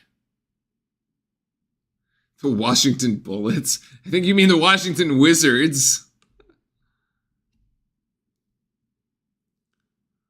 So Duke maintaining a 15-point advantage here with 14-17 left in the second half. Edgecombe tries to go around Proctor, and the second foul on Proctor, guarding Edgecombe here in the last 2 possessions.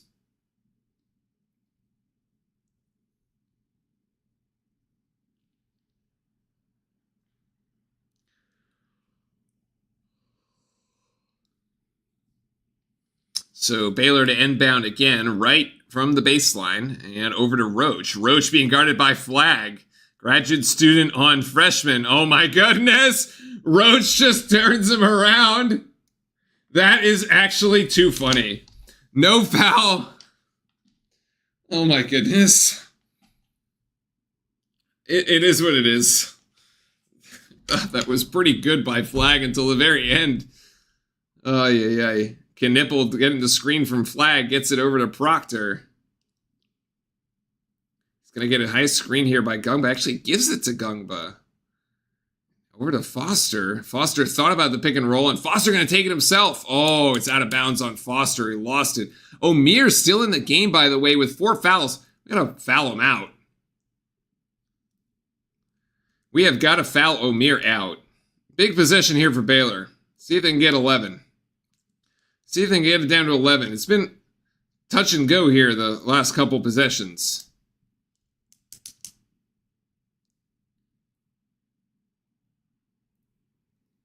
Edgecombe for 3. No, short. Rebound for Flag. Nobody was there for Baylor for that offensive board. Knipple for 3, going to return the favor on the other end.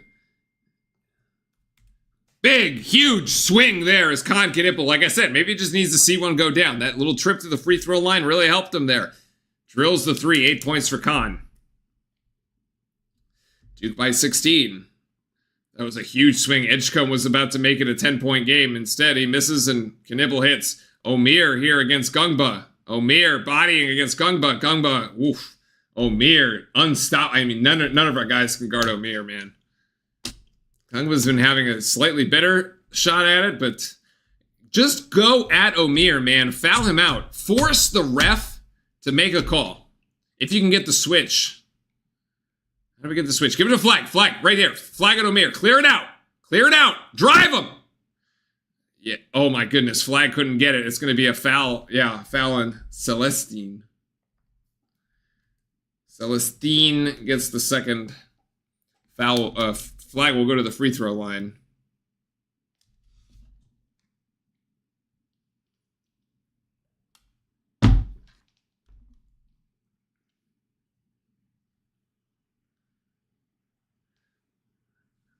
Flag and Edgecombe are chatting. It's funny, man. The two freshmen. That is funny. Oh. Flag finally missed the free throw. Goodness. Or he's got missed two, actually. Gillis in, Malawach in, James in, Proctor, Gungba, and Foster to the bench. Foster with 4 points. Nice contribution off the bench for him. Isaiah Evans, still the one that really bothers me. Isaiah Evans just hasn't been able to get anything going offensively. Not even free throws going offensively. And defensively has been a liability. Is it safe to say this one is in the bag? No. Not until we get to the under 8. If we have this lead at the under 8, I feel better about it. But yeah. Some of these shots are circus level for Omer. I mean, agreed. I mean, he's been doing great, right? We talked about how he had that really good game against us. Knipple going to pick up a third foul, and Wright going to go to the free throw line for 2. Out of the 4 games that Omer played, he played one really good game against points-wise. He always rebounded really well against us. And then in 2 games, in 1 game he had nothing because he didn't play an ankle problem. In 2 games he had 9 points. So he's always played well against Duke.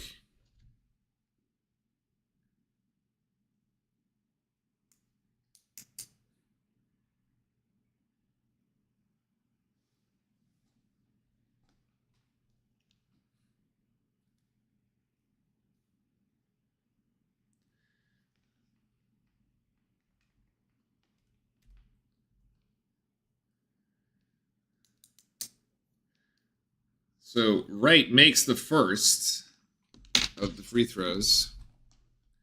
Omer's still playing. I don't think they took him out here, unless they just did. It makes the second.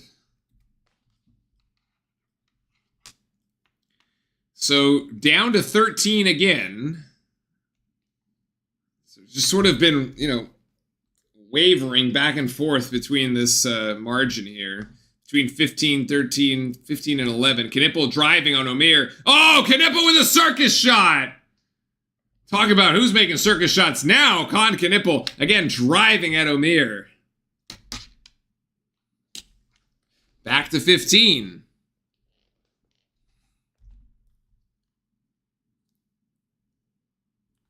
I mean, as long as you play it even, it's fine, right?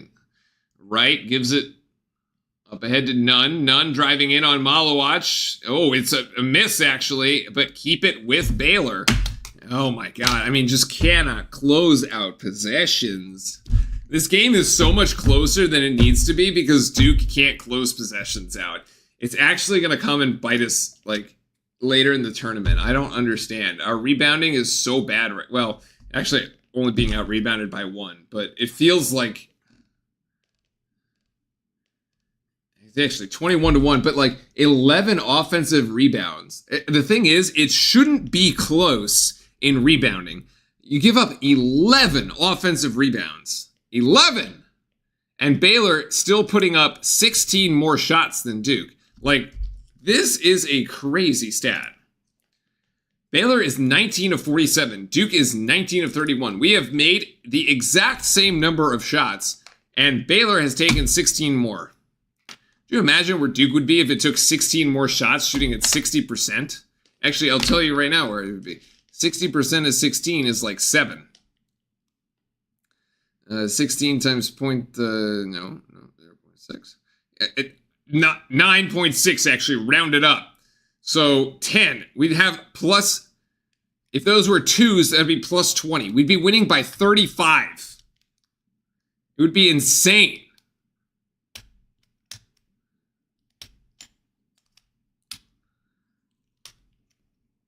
How do I rate the half so far? It's just kind of meh, honestly. Like, it's not great. It's not great because we haven't fixed the offensive rebounding for Baylor. That's what's keeping them in the game. We just played it even. Look, it's 18-16. All we've done is play even. But yeah, we're just basically, like, the lead is in this, like, this 4-point range between Duke by 11 and Duke by 15. And then it's like we're playing inside this range. And then there's been two significant plays. One by Proctor when we were up 11 to push it to 13. And then the other one by the missed Edgecombe 3 that turns into a Knipple 3. That was a huge swing. And so we're sort of stuck at this... we're sort of stuck in this back and forth. What is the one shining moment?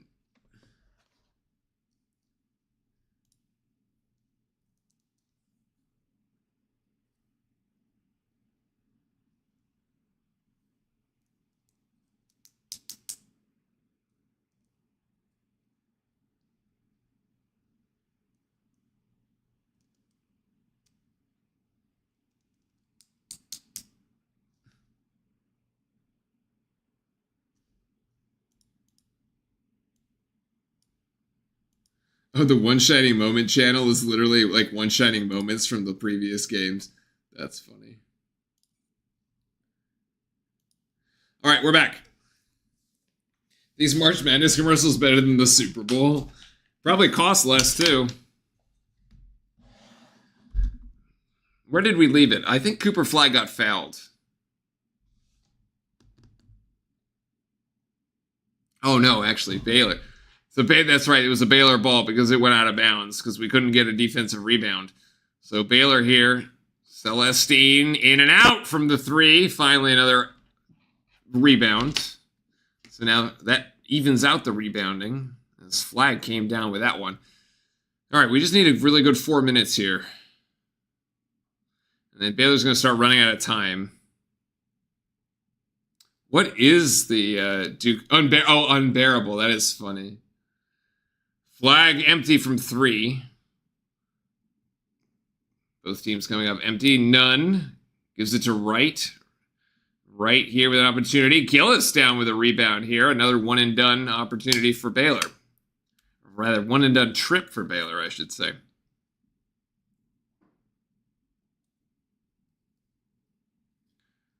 Looks like Proctor getting some work on his left calf.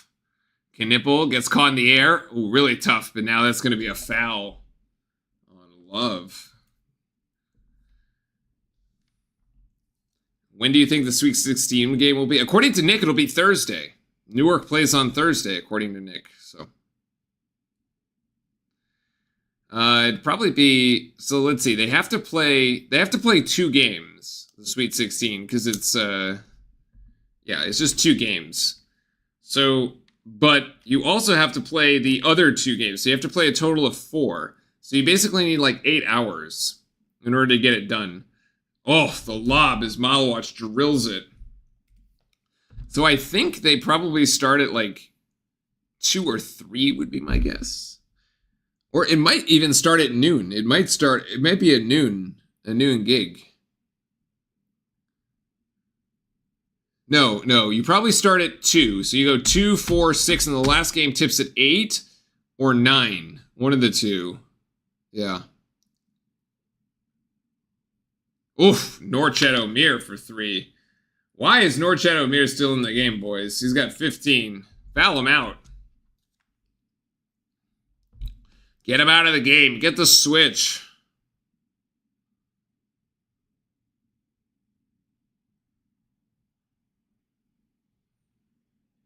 Flag on Celestine. Give it to Gillis. Gillis for 3. Oh, Gillis got it. That is nice to see. That is nice to see. 17 points is the margin.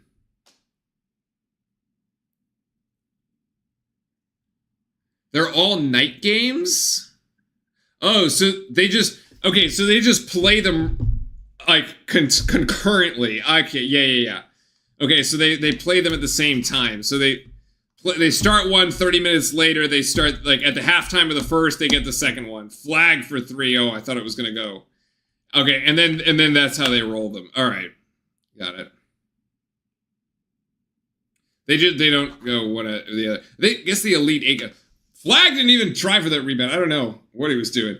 Finally, Malawach there. Man, Baylor just had 3 cracks at it. Couldn't get it to drop. So Duke still by 16 as we come to the 8:17 mark of the game. Yeah, it's 2 at a time. And then it's once you hit the Elite 8 that they sequence them because they don't need... Yeah, you can go one right after the other. Knipple drive, nice drive. That's Knipple on Omier again. I mean, Omier can't defend him right because he can't pick up the 5th foul. Great awareness by Con Knipple, who now has 12. Timeout, Scott Drew. Duke by 19 is the largest lead of the game so far.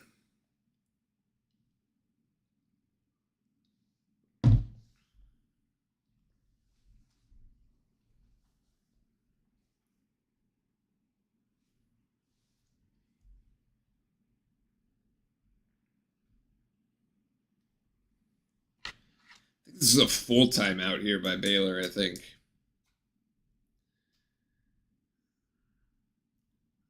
Spencer Hubbard game? I think so. I think this is a Spencer Hubbard game. I think under 4 minutes, Spencer... Yeah, you put Spence in. I will say, though, Duke, the most dominant of the 1 seeds so far in their matchup that we've seen. All the other matchups were close. The 1 seed really got pushed, and Baylor was there with us through about 12 minutes of the first half. It was touch and go, back and forth between the teams. Duke managed to get some separation and has never looked back since that point.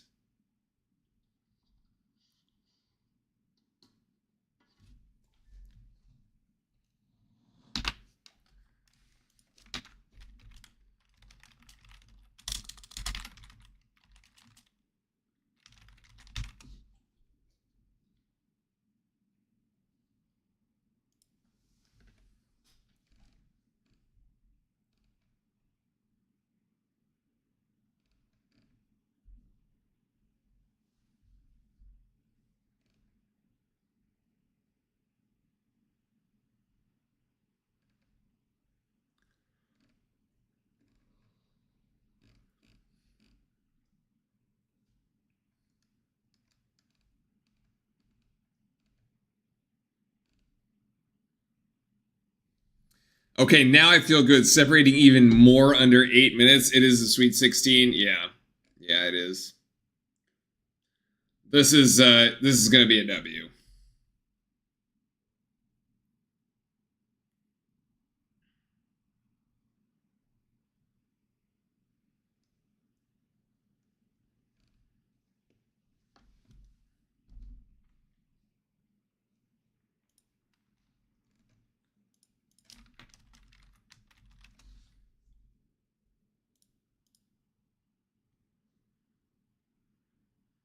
Oh yeah, the tickets for Newark, are Thursday.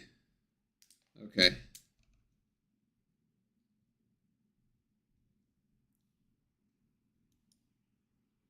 All right. So it'll be Thursday night, folks. Thursday nights be here against Oregon or Arizona. Playing actually right over here. I should go scout the team. Thursday in Jersey. 7:45 left in the game here coming out of the timeout. Celestine, no. That should have been interesting rebounding action. Goes out of bounds. Oh my God, they have another timeout. This kills me about the NCAA tournament, dude. They don't count.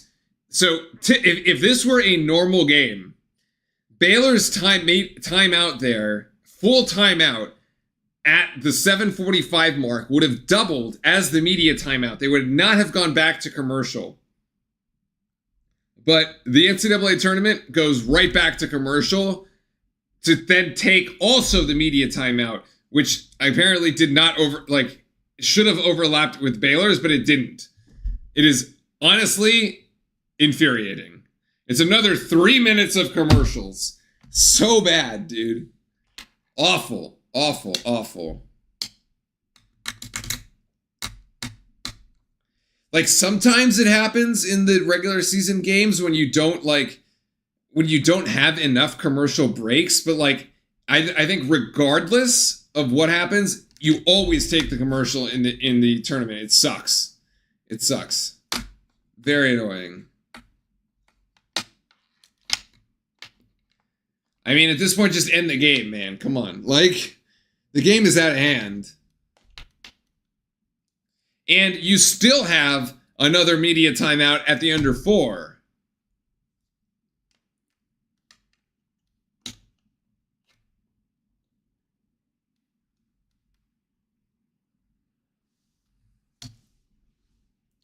Whoever wins the women's game, Virginia versus UNC, plays Duke. Interesting. So it's like an all ACC Sweet 16. That might be good for the women, actually. Playing a familiar team, could work out. West Virginia. Oh, okay, never mind. They want all the ad time they can get. I mean, it's just so brutal. The ads are so bad.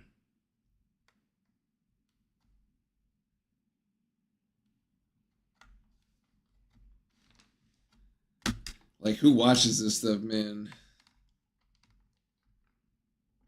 That'd be like a Cat fan. That's like a UConn season where UConn wins it for both men and women. Oh, there's the Baylor Bear.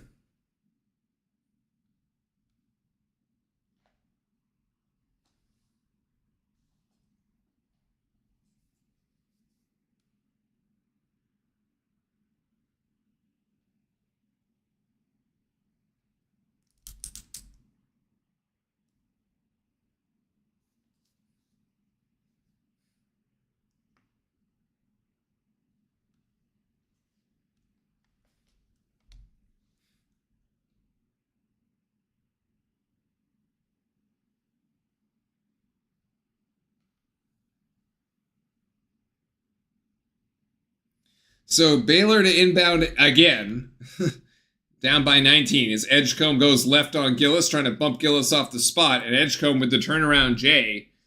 13 points for J. Edgecombe, as advertised, honestly. Good. Pretty good for Edgecombe here this afternoon. I don't know when the women's game, it's also, it's probably, my guess is it's Friday or Saturday. They're offset to the men by a day. Right? We went Thursday, Friday. We started Thursday, Friday. They started Friday, Saturday. So they're offset. Proctor for 3 again. Oh, the rainbow! I mean, Proctor is just on another level. This dude is just...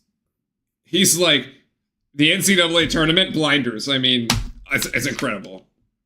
16 points for Proctor. No good there. And Sion James rips down a rebound to end that Baylor possession. As Duke now up by 20.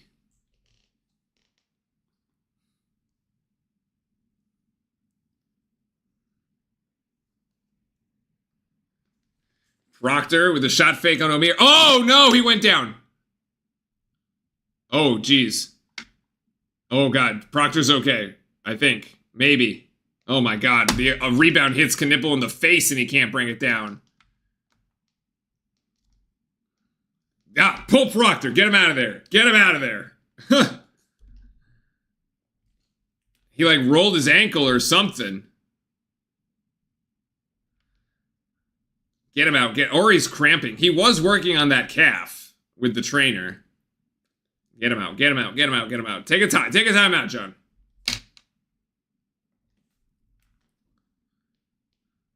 He has it now, so he looks fine. Proctor's going to hoist from 3 again. Yep! I mean, it looks good the second it leaves his hand. I mean, like... All right, maybe don't get him out. I mean, that's just... And now I'm just worried about injuries at this point, honestly, for any of these guys.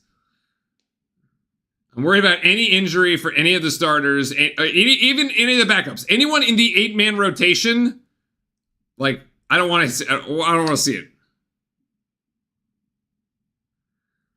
He's done enough. It's done enough. Look, it's enough, guys. They have 5 minutes left. We're up by like 20. It's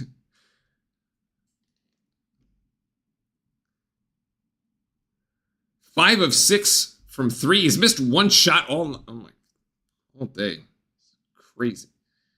Right on flag. Can't get it. Another offensive. Well, I guess it didn't hit the rim, so not technically a rebound. Omer can't get it, and the rebound down to flag. Is it technically a rebound if it doesn't hit the rim? No, right?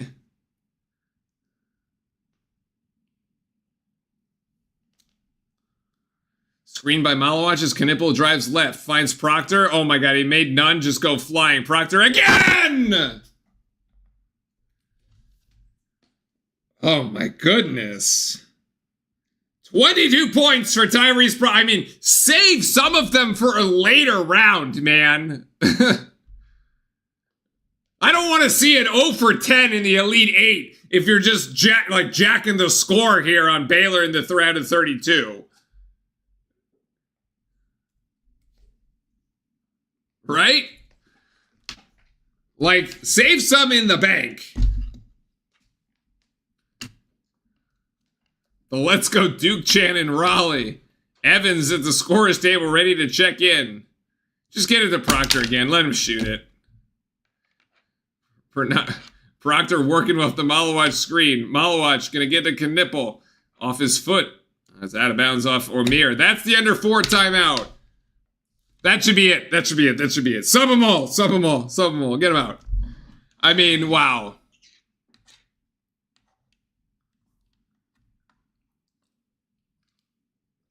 Aussie, Aussie, Aussie. Threes everywhere. 6 3-pointers for Tyrese Proctor today. Duke shooting 64% from the floor. It just baffles me, man. Baylor is 23 of 62. 16 offensive rebounds for Baylor. 16.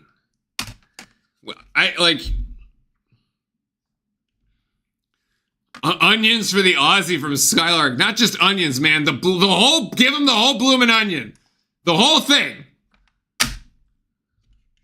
19 of 23 from the free throw line. 10 of 19 from 3, better than 50%. I mean, Tyrese Proctor, 6 of 7. Knipple, 2 of 3. Not bad there. Gillis has 1 as well, as does Flagg. Only 1 of 4, though, from the 3-point line. But Flagg is 5 of 10 from the floor. So good to see Cooper Flagg getting it going there, too.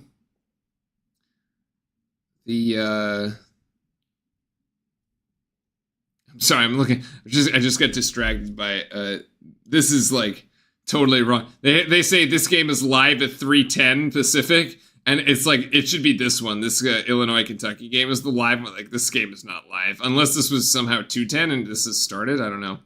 I'd like to see Slim get some buckets. Agreed. That is, yeah. I mean, that's the thing, right? He's played 3 minutes. He was 0 of 1. But I think it came down to defense. Remember in this first half when I was like, yeah, Isaiah Evans just got beat twice defensively, and like Baylor was like just really going at that matchup. He gave up 4 points there, and I think that was like, and John just pulled him.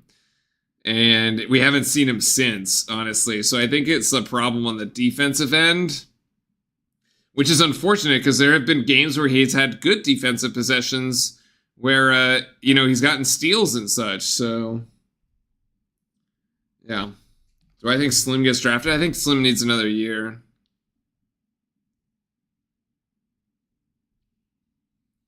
I don't know if I've ever seen a Duke team have this level of 3-point shooting over 3 games like Proctor. Dude is unconscious right now. Yeah, I mean, it's awesome to see, though. It's awesome. I love it. Yeah, let's go. You go back to the game against Louisville. You got Proctor with 19 points in that box score. Proctor with 19 points against Mount St. Mary's, and now he's got 22. I mean, the dude's averaging 20 a game. Literally. He's like literally at 20. Chalk fan, welcome in. Super late to the party, no worries, man. It's got Duke by 21 here. As Proctor is still in the game. The starters are still in. I don't know why, but I guess Flag tried to get his own miss, but couldn't, and wound up on the rim dunking an empty ball as Isaiah Evans picks up a foul, and Edgecombe will go to the free throw line.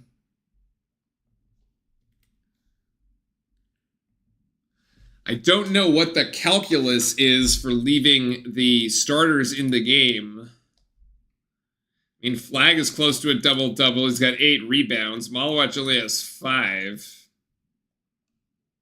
Gillis with 4 rebounds. Gungba with 8 points tonight. Great contribution from Gungba. Yeah, we haven't seen much Evans today. I think we were talking about it right before you tuned in, Chalk fan. It's the defense hasn't been there for Isaiah Evans. He got pulled early after getting exploited on 2 back-to-back plays defensively, and John yanked him. As Flag brings down another rebound there off the Edgecombe miss, so 14 for Edgecombe.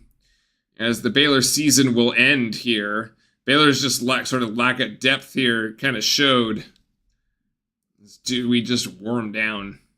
Foster as Edgecombe brings up with the double team. Flag, nice feed down to Malawach. A little spin move, and Malawach has 8. Beautiful find by Flag.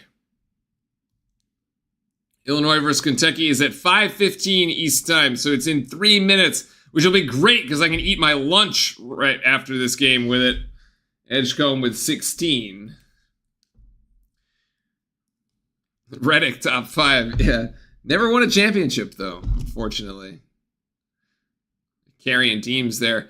Foster to Flag. Flag gonna load from 3? No. Oh, my goodness. Proctor from 3 again. Yeah. I mean, he's gotten Baylor. Proctor has gotten Baylor with the shot fake every single time. Over here on the left wing. Gives them the shot fake. One dribble with the left hand. Scoots over to the right and just drills it. I mean, it's incredible.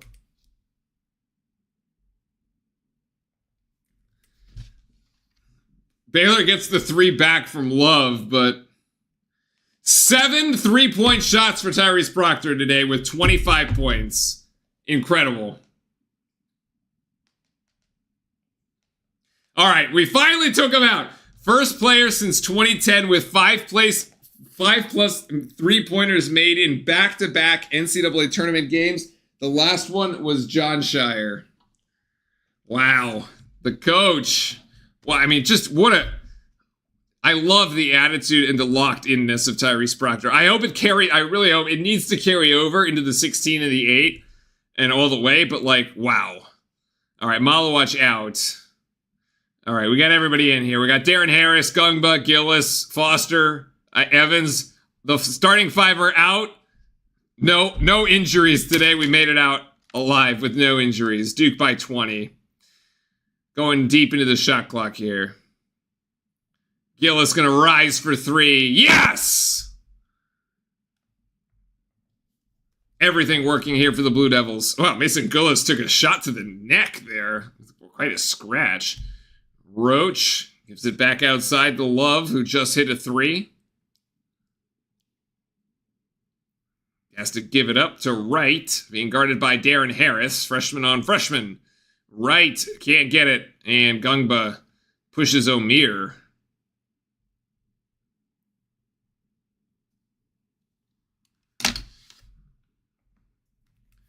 Another rebound, another offensive rebound for O'Meara, man. How many? He's got...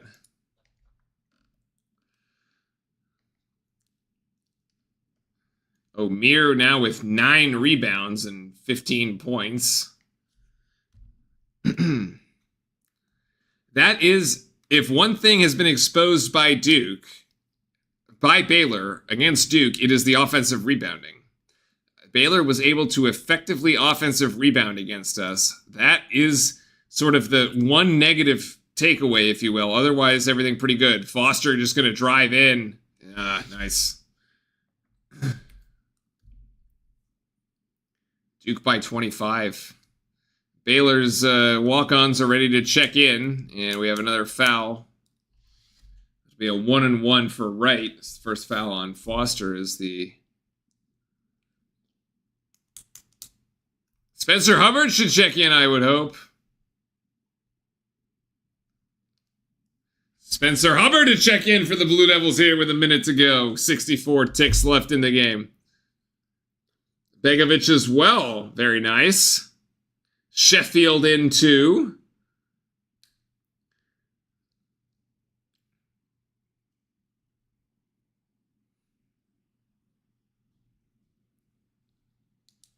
Hubbard. Wright gets the front end.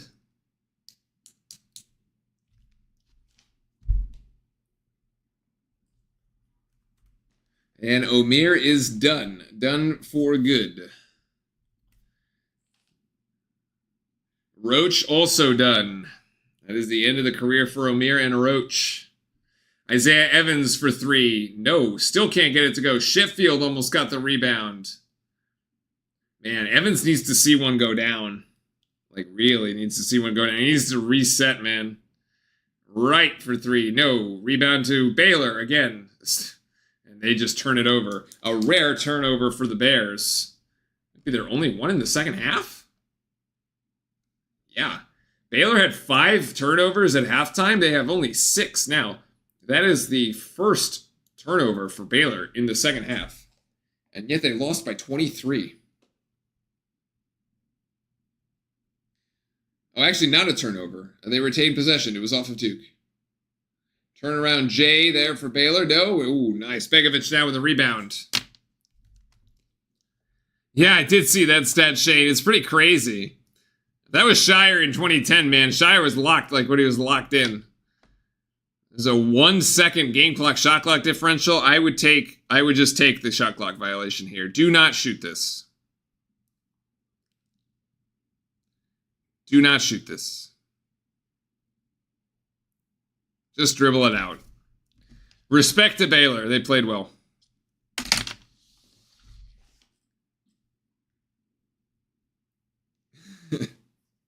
Technically a turnover for Duke. All right, so Thursday is going to be it. We don't have the times yet. Duke to advance by 23 points. A dominant performance here in the round of 32 by the Duke Blue Devils. Our boys are going to the Sweet 16. Let's go. All right, I'm starving. I need to get lunch. I haven't eaten yet, man. This game started at noon. I had breakfast at like 9 o'clock. All right, I'm dying right now. So, but a phenomenal game here. Obviously, Tyrese Proctor, the story, right? 25 points, 9 of 10 from the field, 7 of 8 from 3. 2 down, 4 to go, indeed. Cooper Flag with 18 points and 9 rebounds, 5 of 11. Also very nice. 6 assists for the Coop. The main event gets him to go. Really nice contribution from Gungba. I thought 8 points for him. Also off the bench, 6 points for Foster, 6 points for Gillis here.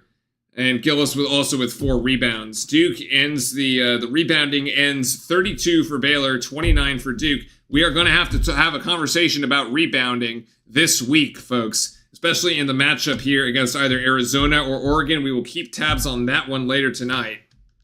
I would have loved to have had Roach this year, especially if he was the 6th man anyway. Yeah, Jeremy Roach ends here for Baylor. Like I said, I didn't think Roach was going to have a very good game, just for whatever reason. He ends with 7 points on 3 of 10 and 3 rebounds, so not very efficient, only 1 assist. So yeah, it's not like, Roach didn't have like a 20-point game against us or whatever. Edgecombe played well, though. 6 points, 16 points for Edgecombe, 11 for Love, and 15 for Omer. Omer was a big factor for Baylor here, ending with 15 points and 9 rebounds. He played very well, always plays very well against us. Yeah. But we have such a deep rotation, it would have been hard for Roach, right? I guess if it would have been taken place of Isaiah Evans, I think, is kind of what it's that position, right? Which I kind of like, if you gave you the choice between the two, yeah, I'd say Jeremy Roach too. Obviously, Isaiah Evans for the future. But for 1 year, yeah, I'd say Jeremy Roach too, but didn't pan out that way. In any case, all right, look, fantastic. We only the second game of the day, so we got 6 more games to watch today, folks. I'm gonna go have lunch and also feed the dog some lunch too. We'll see you all on Thursday. It'll be Thursday night. The Sweet 16 in Newark, opponent TBD, either Oregon or Arizona. And we will see you all for that game. It might be our last broadcast, actually, if we do some weekend. I might go watch some weekend games with a couple friends here. But in any case, show out for that game on Thursday night. Until then, enjoy the rest of the basketball. Stay safe, everyone. And as always, go Duke. Good night.